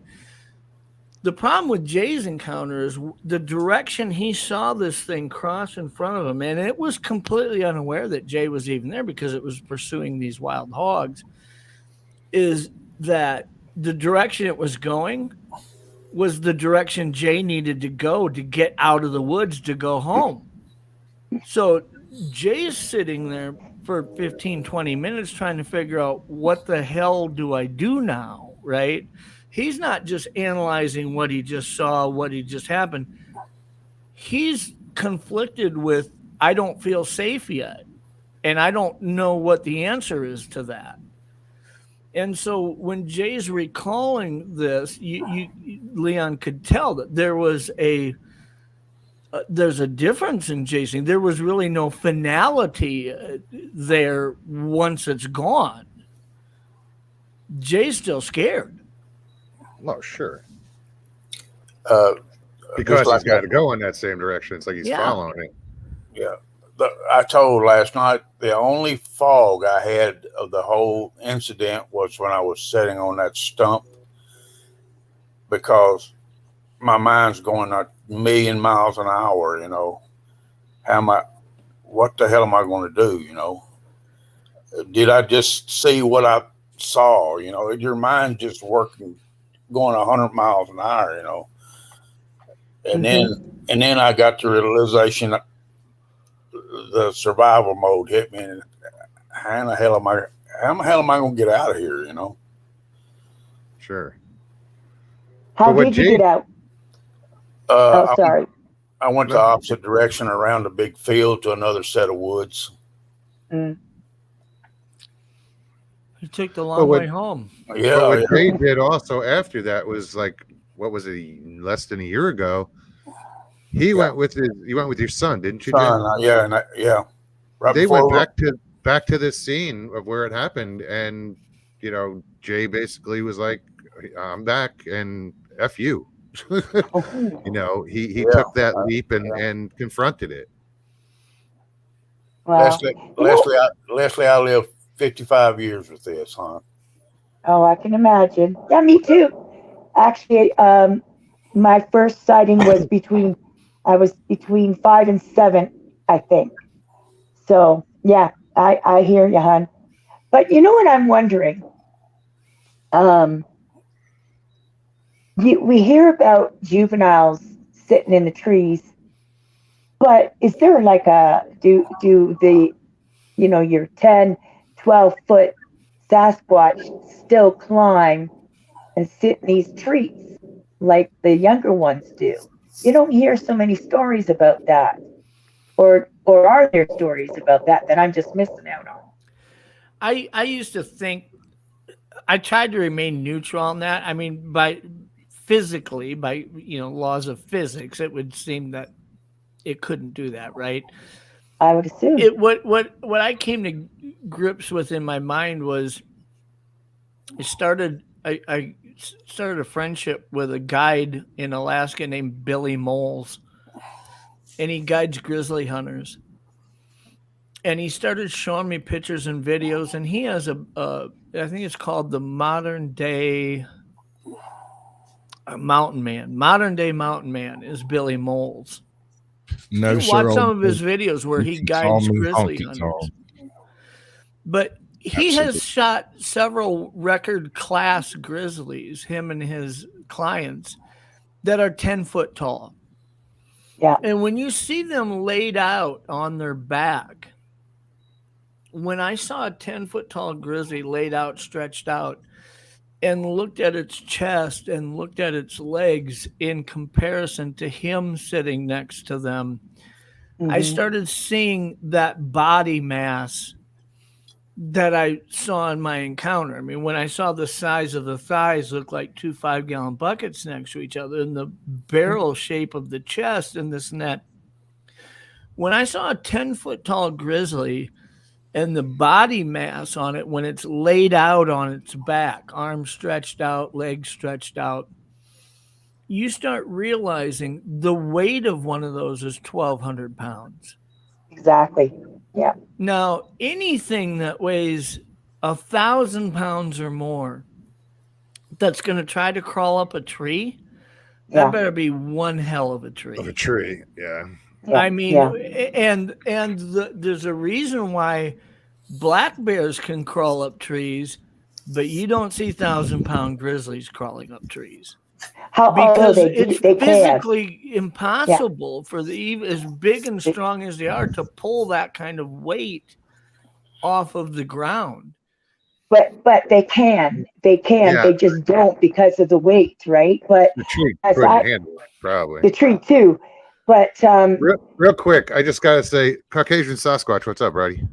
Ain't nothing to it, brother. Welcome. I just wanted, you're sitting there and sitting there and sitting there. I wanted to, what's up? I'm playing games in the background. We're good, dude. Oh, right on. I like your background. That's pretty cool. A little trippy. It took a long time to work out.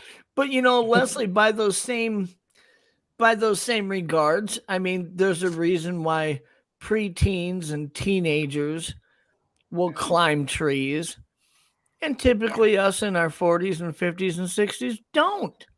Yep, it's true. Because it's hard for us to do that. It's impossible. Getting up there is easy. Getting down's a bitch.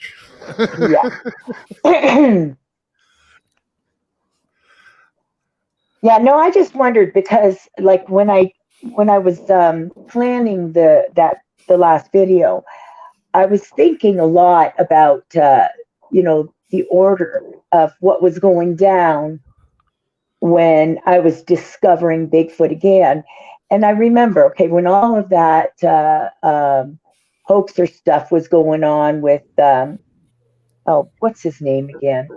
Dyer. Yeah. A lot of the stories that were coming out at that time were talking about, Bigfoot sitting up in a tree, like, 12-foot tall Bigfoot sitting in a tree. And then I just started thinking about it. Like, that just doesn't make sense to me.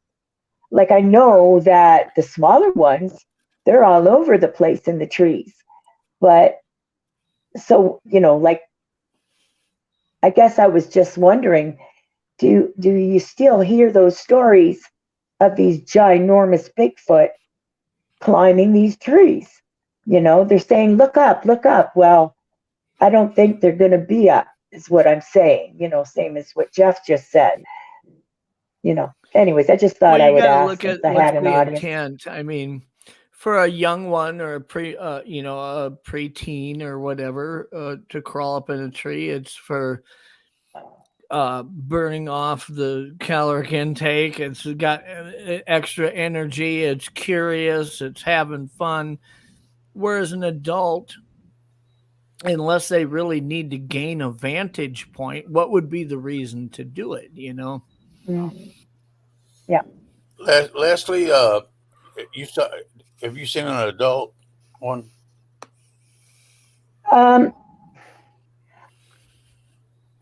I think I did, but because it just was so far away, it was the one I talked about when I was on here the first time.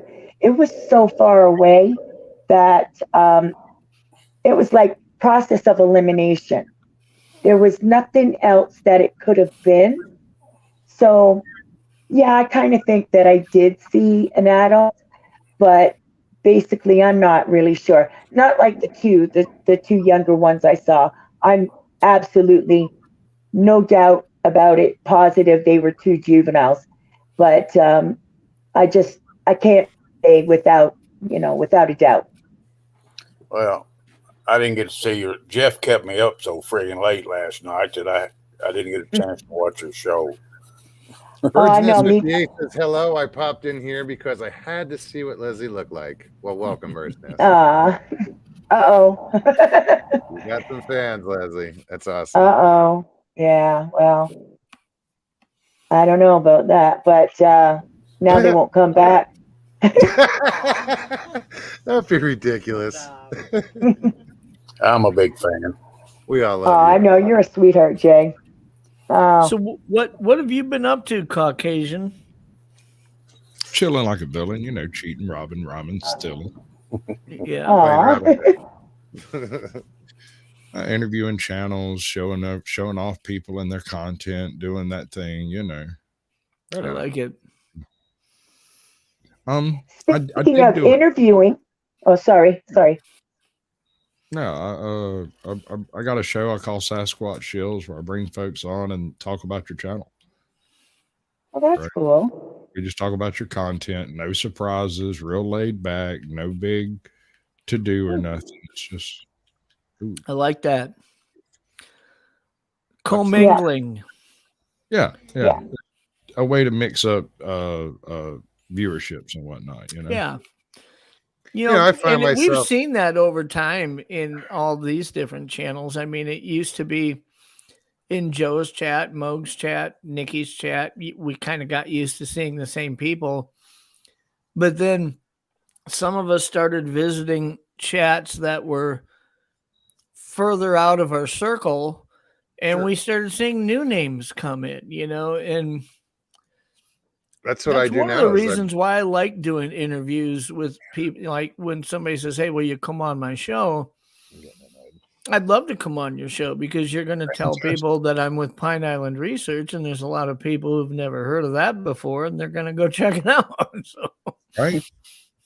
Well, I got about 1,800 folks who tune in over the course of a few weeks. After I filmed the show, which I do live, I edit down just the part of Sasquatch Shills, throw in a few clips and some, take out all the coughs and voice clearing and stuff like that. Do a little bit. The heavy breathing. Yes, of course. I had a guy. Oh my gosh. I always add like sound to the background. I was going to say something, but I won't. But anyways, he said in the comment section, I really like the story, but I just can't stand your lip smacking. And I'm like, dude, that was the crackling of the fireplace.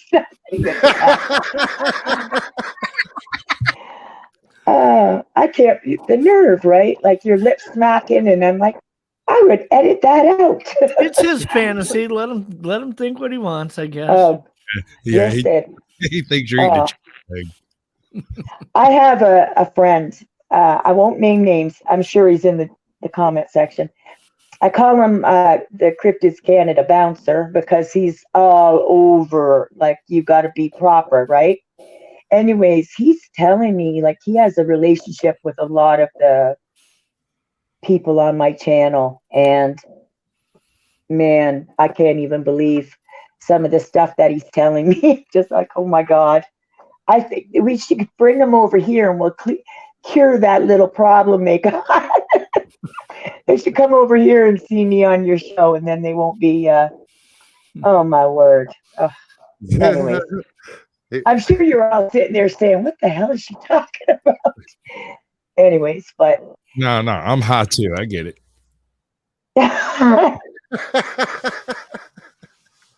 Yeah. Oh, God. speaking of, has anybody heard from Bear and Kumbo? No, I haven't heard anything from them in a while. No, I went on their they were with a third guy, I can't remember his name, and I reached out to them maybe 2 years ago and I asked because I wanted to interview them. And the third guy, who I don't remember his name, said that no, I want to interview you, but he's not with Bear and Kumbo anymore. I think that's Matt. Matt, yep, I'm pretty sure that's who it was. But I want to know, like, I love those two. You once they get talking, you're glued listening to what they're saying, eh? But I haven't heard from them in like 2 years, so I'm just wondering if it's been a while. Yeah, Bear had that distinctive, that southern voice. twang. Yeah, just Yeah. Some people are like that on YouTube.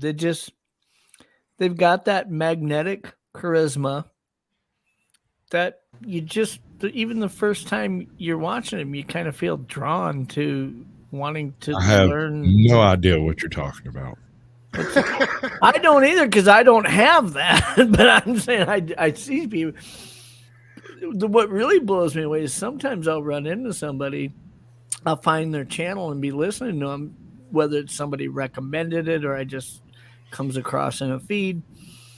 But I'll watch their shows and then I'm thinking, man, this guy's they've really a good channel. They're a good host. Like the cadence, the way they talk, the way their interview style.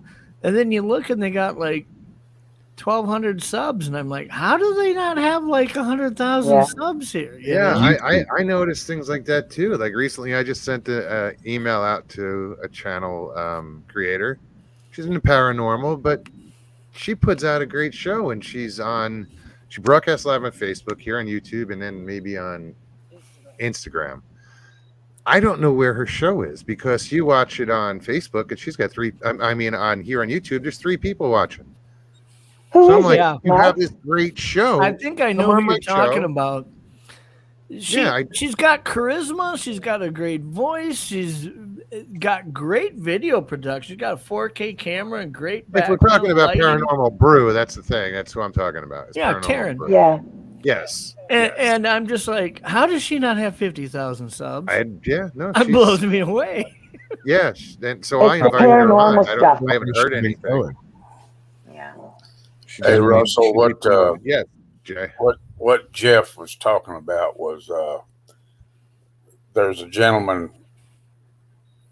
he's retired now. His first name Lonnie. I won't tell his last name. He's down here on vacation, and I ran into him at the golf course I work at. And we were talking. Lonnie lived 3 miles from our home place where I had my encounter, okay? And we were talking just about old times, and Lonnie's 5 years younger than I am. And that's back in Kentucky, right, Jay? Right, Just so everybody knows. Correct. And I just brought up the subject. Lonnie hunted a lot, the same areas that I did. And I just brought up the subject. Did he ever see anything strange? Okay. And that's usually all you have to say. Right. That is. People look at you like, what, Bigfoot? I didn't come out and say Bigfoot. I just said no. But yeah. I've had people just assume You automatically. get the best results when you don't say Bigfoot. And he said he had 4 instances that he saw something that he didn't know what it was. And one of them was solid black, huge and solid black and on 2 feet. That's as far as he'd go. And I could tell there was a lot of people around us. We was inside the clubhouse there, and there were several people. And I could tell he was getting uncomfortable talking about it. So I just shut the subject down right there, Sure. But I said, let's stay in touch. I'm going to take his wife and him out to dinner in the next couple of days. Well, actually, it's going to be Friday. I'm going to try to bring it back up again and maybe delve into. And I'm hoping before he leaves, I can, if he would want to, bring him on one of our guys' show and on cam and let him tell what he saw. Now I can't promise that. He might not. He might. When he I could tell he was very uncomfortable talking about it, you know. And so I can't promise anything, but I'm gonna do my best to see if he'll at least come on and talk to it, even in chat, you know. Sure. No, that'd be awesome.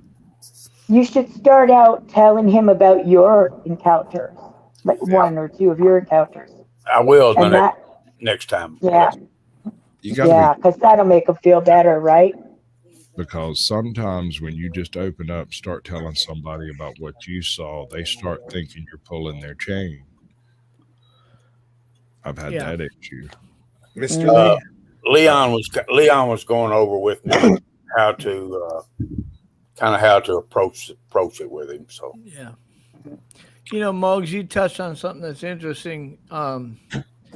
When I talk to other hunting guides, and I'm in a network of hunting guides that we refer clients to each other. You know, if I've got somebody that I take pheasant hunting in South Dakota and they want to go elk hunting in Colorado, I've got a couple guides that I kind of feed them referrals and vice versa. But when I talk to guides, I don't like to, I want to ask them, I mean, these are guys that are truly in remote areas for, 100 days a year, some of them. Sure. And I don't want to come out and say, have you ever seen Bigfoot? No. But it's interesting when you start the conversation right and you say, I don't know about you. There's been some times when I've been out there in some pretty remote places that I experienced something that when I look at everything that I can reference in nature through our backgrounds, and I just don't have a plausible natural explanation for it. Have you ever experienced anything that you just, when it comes to explaining what you just heard or saw, that doesn't make sense based on what we've learned out there? And you'd be surprised at how many people will at that point open up, and you don't need to say Bigfoot. They'll say, I heard something scream at me. I guarantee you, this guy knows mountain lions, and he'll tell you it wasn't a mountain lion, So a lot of that, like CaucAsian says, it's in the approach sometimes. Sure. Yeah. You come out and say, have you ever seen a Bigfoot? Or you start saying, let me tell you about the time I saw a Bigfoot. Yeah, it usually doesn't work. Will shut you down before you even get it. I don't go ahead. I'm sorry. I don't tell a Bigfoot story. I call it my hobo in a fur coat story. Mm-hmm. Because as I understand it, Bigfoot is like between 7 and 12 foot tall. What I saw wasn't. How big was yours? Maybe 6'5", built like a European footballer, colored like a tortoiseshell cat. Do you want to know something? I have been it's like they're getting shorter, because probably every story, they used to all be 8 to 10, 12 feet. Now they're like 6.5 to 7 feet tall. Almost every story I get the last year, they're shorter. And historically, they are typically smaller here. So here in Florida, they're skunk apes. They're not Bigfoots, whatever the difference is there. Yeah. About 4 foot, as far as I can tell. 4 foot difference. Another thing I've heard about the skunk apes is that they, a lot of them are described as having the mange. I didn't know that you could get mange, like a human with hair can get mange, or can they? You know, it was intriguing when I saw. Go ahead. I was going to say, Jeff kind of has a theory on that. And, depending on location, he's got the follicle theory about, per square inch, a Bigfoot in the north would have more hair. It typically would have, I would think, more hair than if we're comparing it to other mammals, large mammals, more follicles per square inch, and maybe finer hair that's longer. because it's serves the purpose of insulating rather Yes. than ventilating. Yeah. Down south in Florida, where it's 120 degrees 10 months a year, right? Yeah. We're talking about less follicles per square inch, maybe shorter, so and maybe even not as fine, so that it stands up off of the skin he a was little quite bit the before it svelte leaves. hirsute fellow. Yes.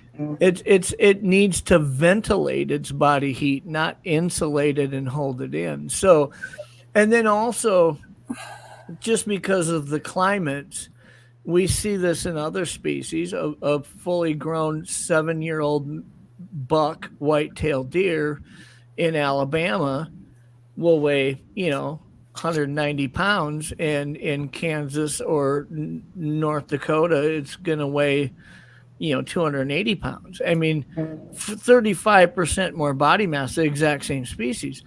But the climate that it has to exist in, the caloric intake it has to take, the metabolic rate it burns at throughout the winter when it's 0 degrees and 30-mile-an-hour wind, it's complete. It would have to be bigger in order to withstand that climate and those durations of not having even forage on the ground and things like that. So I've heard that all the skunk apes in Florida have got credit cards for Kohl's to buy new fur coats. It's cold up there down here. well, like I say, it's just a hypothesis, but I mean, That makes sense. when I look It at does. what would explain why so many extreme northern encounters seem to involve 8, 9, 10 foot tall specimens, and down south, about the tallest you hear is 8 foot. Yeah. And so, there may be a plausible explanation for that. Well, even Duke just said, he goes, all big animals up north are larger. It's a conservation of body heat, so they don't freeze solid in the winter. Yeah. So it The would make fat sense. and those opposite. animals will really vary in weight too. I mean, a large mammal, let's say a black bear that is in Florida, probably weighs about the same weight year round if it's a male and doesn't get pregnant, things like that. Up north, you look at the body fat, the fat layer that a mammal puts on in preparation for 4, 5, 6 months of winter. Yeah. They can increase their weight 20, 30% just on the fat layer that they put on. Yeah. And you see that true. in not just mammals, you see it in geese, ducks, everything. There was a black bear killed in the Ocala area that was 8 foot tall and weighed 800 pounds, but that's unusual. Wow. That's unusual in Florida. Yeah. Yeah. The bears down there are much thinner, shorter, smaller. They're like a big dog. Well, I ran into a bear down here. I still think it was cubbish. I don't think it was adult, but it still would have put a hurting on me. It bluff charged. It was, I filmed it, and it wasn't even that charged. It stamped its feet, and I was like, oh shit. I backed up, and he went his way, and I went mine. Can I tell the worst bear joke ever? Sure. You know how to tell the difference between a brown bear and a grizzly? Climb a tree. If it climbs up and kills you, it's a brown bear. If it pushes it over and kills you, it's a grizzly. Well,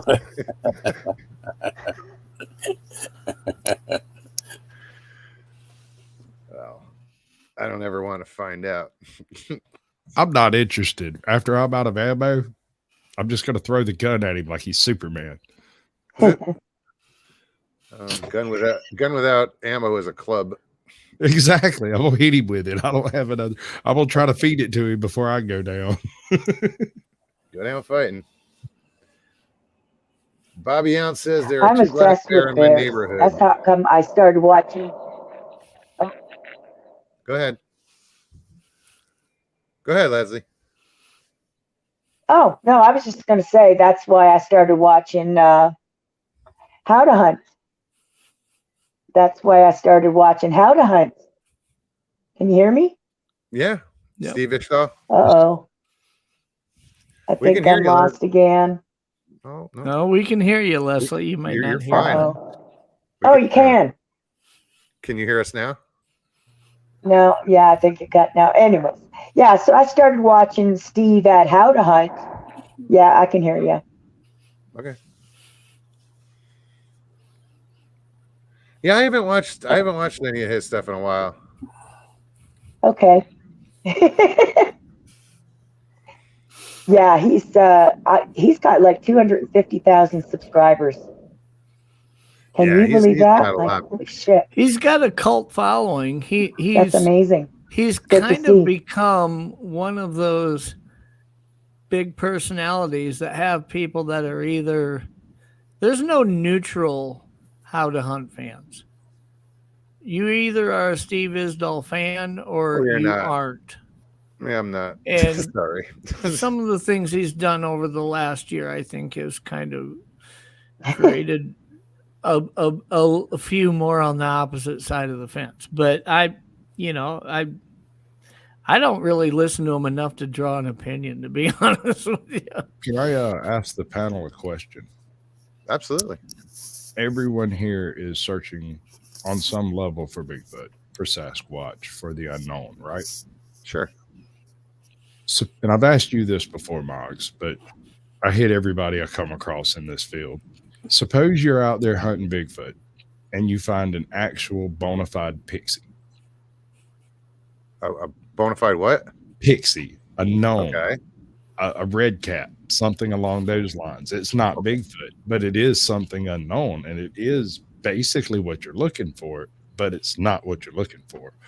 What do you It's do? just some other phenomena of the paranormal that nobody. What do you do? Does it change your opinion on the situation? Do you alter your hunting methods? Do you go about it a different way? Is there anything you change because you now know that gnomes exist? I don't know. It depends on. Probably would. Well, are they evil? Are they? Am I in danger? Bigfoot. The size intimidation, just the whole idea of Bigfoot scares me as far as something that big. But is a pixie, dangerous? I'd still be like admit that. See, my experience are with the paranormal, just like Leslie's has experience with the paranormal. So I believe in shit that you can't see and you can't, Yeah. some weird shit. So I believe that there are real phenoms out there. I mean, ghosts are real phenomena, UFOs are real phenomena. There's just too many accounts for them not to have something there, okay? But from a research perspective, I always say that I approach Bigfoot as a flesh and blood being until my research will show says me otherwise. Sure. And I'll be open-minded to have discussions that there may be a supernatural aspect to Bigfoot, but I'm not going to let it affect the way that I approach it in research. I'll still approach it as a flesh and blood creature until my research shows me otherwise. Now, if I was to find something like a pixie or something else while I'm out there that shows me that there is a possible supernatural aspect that actually exists out in this forest. In the forest, yeah. And I have hard data now. I may have to reassess how I'm approaching Bigfoot. But at this point, I haven't ran into a supernatural. That might be the best answer I've ever received. An actual thought out, conclusive answer that states the facts quite succinctly. Thank you. Caucasian. Yes, sir. All right, we just lost Leslie. I saw one of these things 20 feet in front of me. But when it comes to, I'm going to put it this way. I'm not skeptical, but I'm the kind of guy that you're going to have to show me something before I believe it. That's why I asked the question the way I did. For a person to actually see one of these things, I didn't want to see it, and I don't want to ever see another one ever again. But it's not being skeptical, but it's made me so hard on the issue of seeing anything else. I can't be open-minded until I actually physically see something like that. Right. What Mid-South said, Mogs, if you want to pop that up for a second, that's exactly what I was touching on. Is just because Bigfoot's flesh and blood doesn't mean that they can't have supernatural abilities. I'll be open-minded to have that discussion. I just, if I don't know what the parameters of those abilities are, I can't create a research method to try to discover it without seeing something, you know? Sure. I don't know what direction to go at that point, but That makes sense. I just read a question in chat. Tristan asked me before my encounter, did I have an opinion on Bigfoot? No, I didn't even know what they existed. You got to consider the time, Tristan. It was 1966. I'm an 18-year-old nobody hunting in the woods, just a kid. I had no clue that something like that even existed on Earth. I never even heard of the subject. That's a shock to the system. Mm. And I've brought that up, a few times. It would be different now. Say for me to see one, having this knowledge, I'd be, oh shit, that's a Bigfoot. But for Jay, who was clueless, it was like, what the fuck is that? Yeah.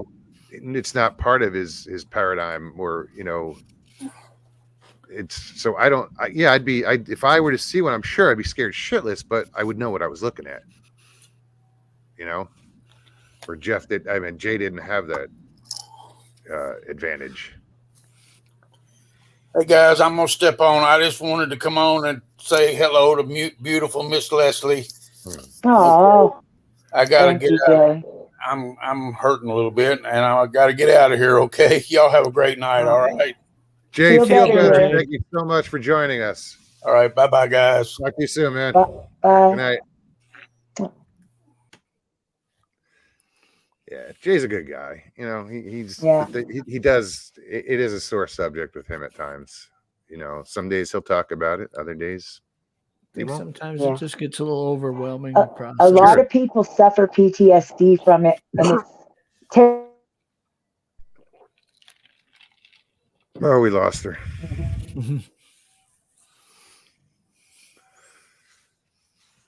You know what? You guys are cutting out again. I'm going to take off and come back in again because it's not getting any better. Okay, it's okay. Or are you leaving soon? No, just pop out, pop back in, and we'll take it from there. And can you hear us right now, or? Okay. All right. I think she was in lag for a minute. Hold on. I'm not hearing her now. Leslie, pop back in. Thank you.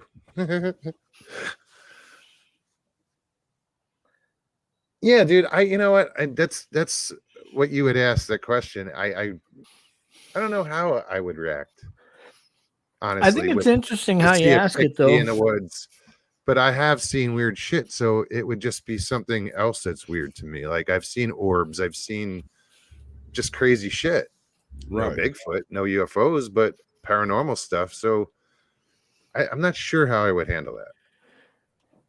Well, it's interesting how he asks it because, he's not saying, if you saw a portal or if you saw, something that the conversation of Bigfoot sometimes entails. He's asking if you saw something completely out of that element. Exactly. Yeah. Like a pixie. that you classify like some people would in their mind as can't prove they don't exist, but I don't think it's likely they do. And then all of a sudden you find out that it's likely that they do. How does that make you approach everything else? Right. Isn't it funny though that we can believe in a 12 to 15-foot hairy man, but we can't believe in a 1-foot tall human? Like,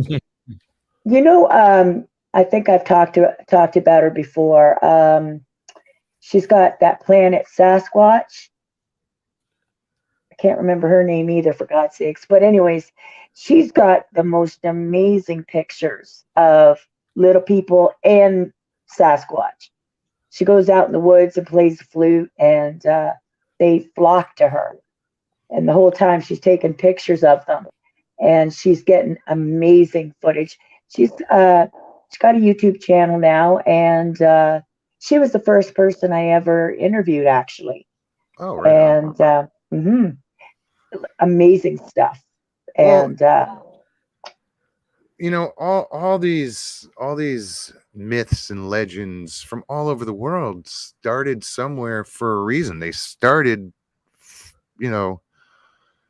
from, it wasn't just someone's imagination. It's like leprechauns or fairies or anything like that. It's all been handed down, and there's places in the world where if they think there's a fairy living there, they'll build a road around it. That's how strong these people believe in this stuff. To rephrase Leslie's question a little bit, I find it interesting that a lot of people have a hard time wrapping their head around the possibility. Well, let me say this first.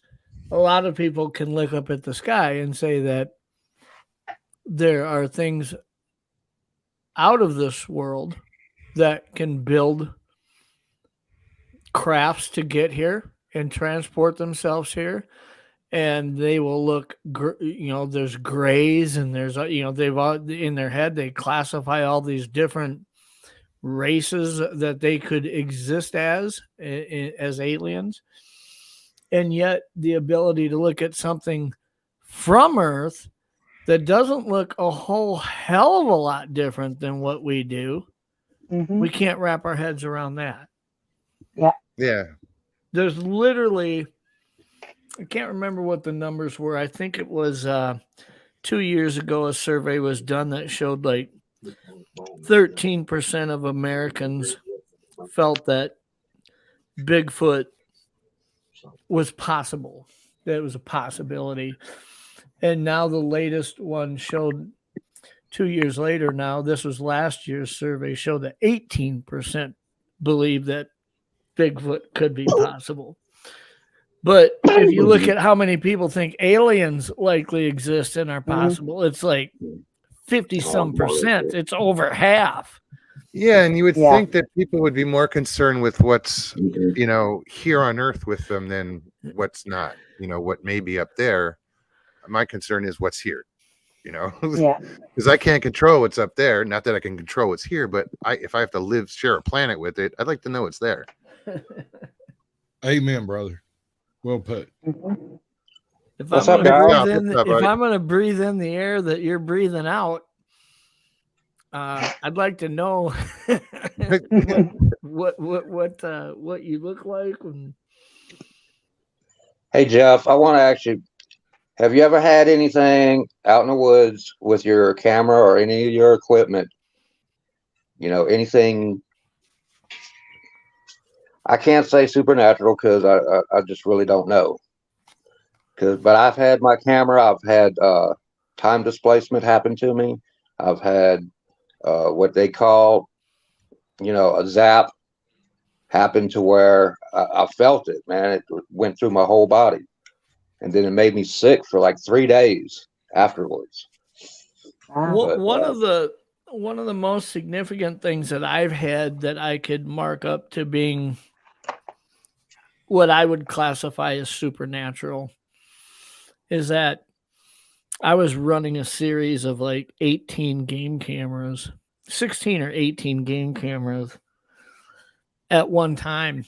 And I would go out and pick up these SD cards and switch them out with new ones about once a month. And I went out to one camera and put a new set of batteries in it because the batteries were were dead. And I put a brand new set in, and it wasn't far from where I had hung a tree stand to bow hunt a week before that. And the following day, I went out to that tree stand to bow hunt. And I don't know why. I just went over to that game camera and looked, and it wasn't turned on. And I thought, well, that's weird. I put brand new batteries in it, powered it up, put a clean SD card in it, and now it's not powered on. And I pulled the batteries out and put new ones in it, and it powered on. And the 8 batteries, the 8 AA batteries I pulled out of it that were brand new out of the package, Energizer batteries, I brought home that night. Yeah, you want to go get that? And just for shits and grins, I took a voltmeter and tested them. And they were all discharged to 0.37 volts. Every single one of them to 0.37. Now, I'm going to tell you, I took batteries out of 10 different dead game cameras since then, and I've always checked them. I've never had 2 batteries match each other at the discharge rate. You'll have one at 0.41, one at 0.46, one at 0.34. But you have all 8 were at the same? To all 8 being 0.37 volts discharged to in one day overnight.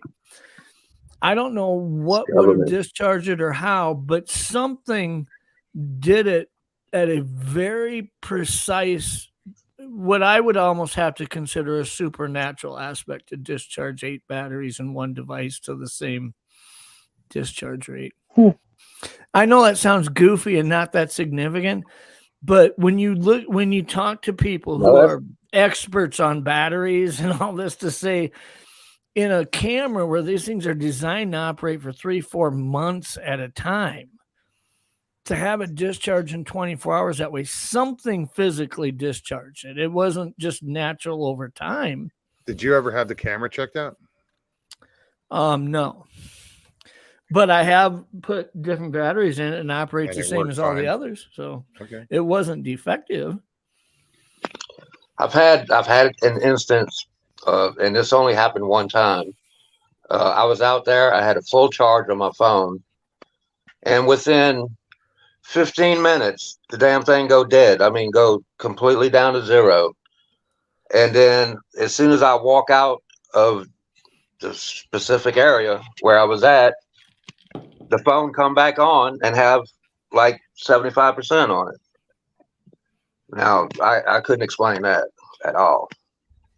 Well, I've had different things happen that were odd, but because there are existing other explanations that could play a role, since I just can't absolutely discount another plausible reason other than something supernatural, I can't land on supernatural. You know, one of the mornings that I had paddled up to the research area, after I got out of the area and was going back to my kayak, I passed out and fell over and knocked one of my teeth out on the rocks next to my kayak, and woke up just within a minute or two afterwards and paddled out of there. And I can't say that I was hit with infrasound and disoriented, because I'm also diabetic. And I'm not going to say that low blood sugar couldn't have caused me to do that, you know, even though I haven't had any instances where I've passed out and hit my head on the ground from low blood sugar. I can't rule that out, you know. Sure. Yeah, I don't remember you mentioning that before for some reason. Well, it wasn't anything I was proud of, that's for sure. No, but shit, that happened. I mean, that was something that I did mention it on my show one time. Okay. And funny enough, I had mentioned it, and then, you know, people, they want to bash you on the backside. So somewhere down the road, there are the trolls that somebody says, oh, just like the time you got hit by infrasound and passed out. I said, I never claimed that happened. I'm just telling you that I blacked out for a moment, you know, woke up and I had my tooth next to my front tooth was cracked. I'm not saying Bigfoot did that to me. I can't prove that that's the case simply because I'm diabetic. Now, if I wasn't diabetic, I might lean to that and say that's the only plausible explanation, you know. Real quick, I just got to say, Leslie says you can't get back on. Thank you for having me. It was loads of fun. Leslie, I put the link in chat one more time if you want to try to get back on, you know, but if it's not going to let you on, I'm sorry. And thank you so much for coming on, Leslie, and congratulations on your 500 shows. It's such an amazing yeah, that is a cool milestone. Absolutely.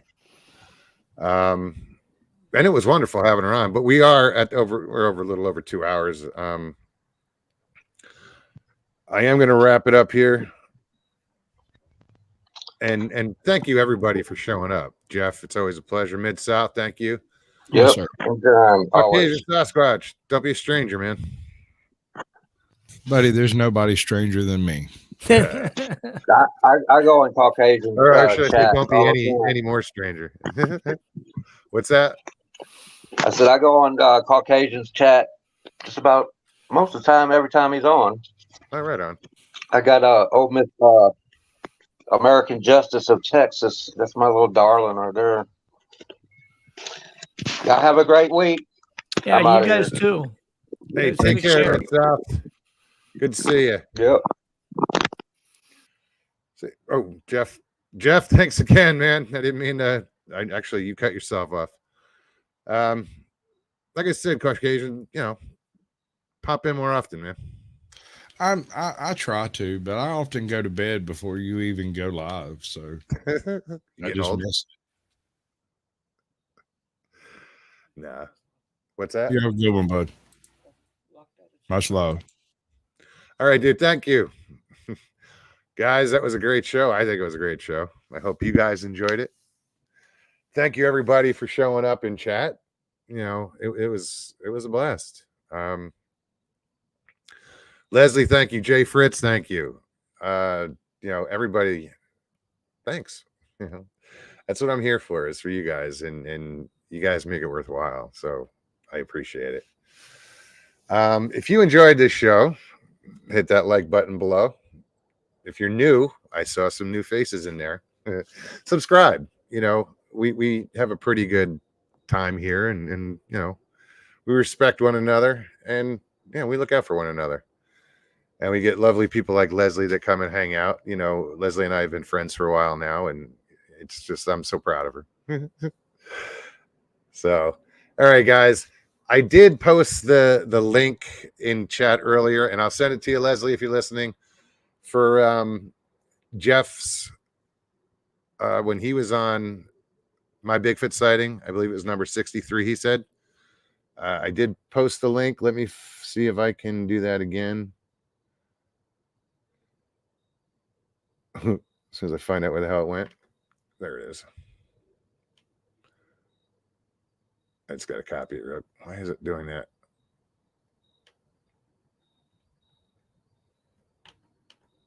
Why won't it let me do it?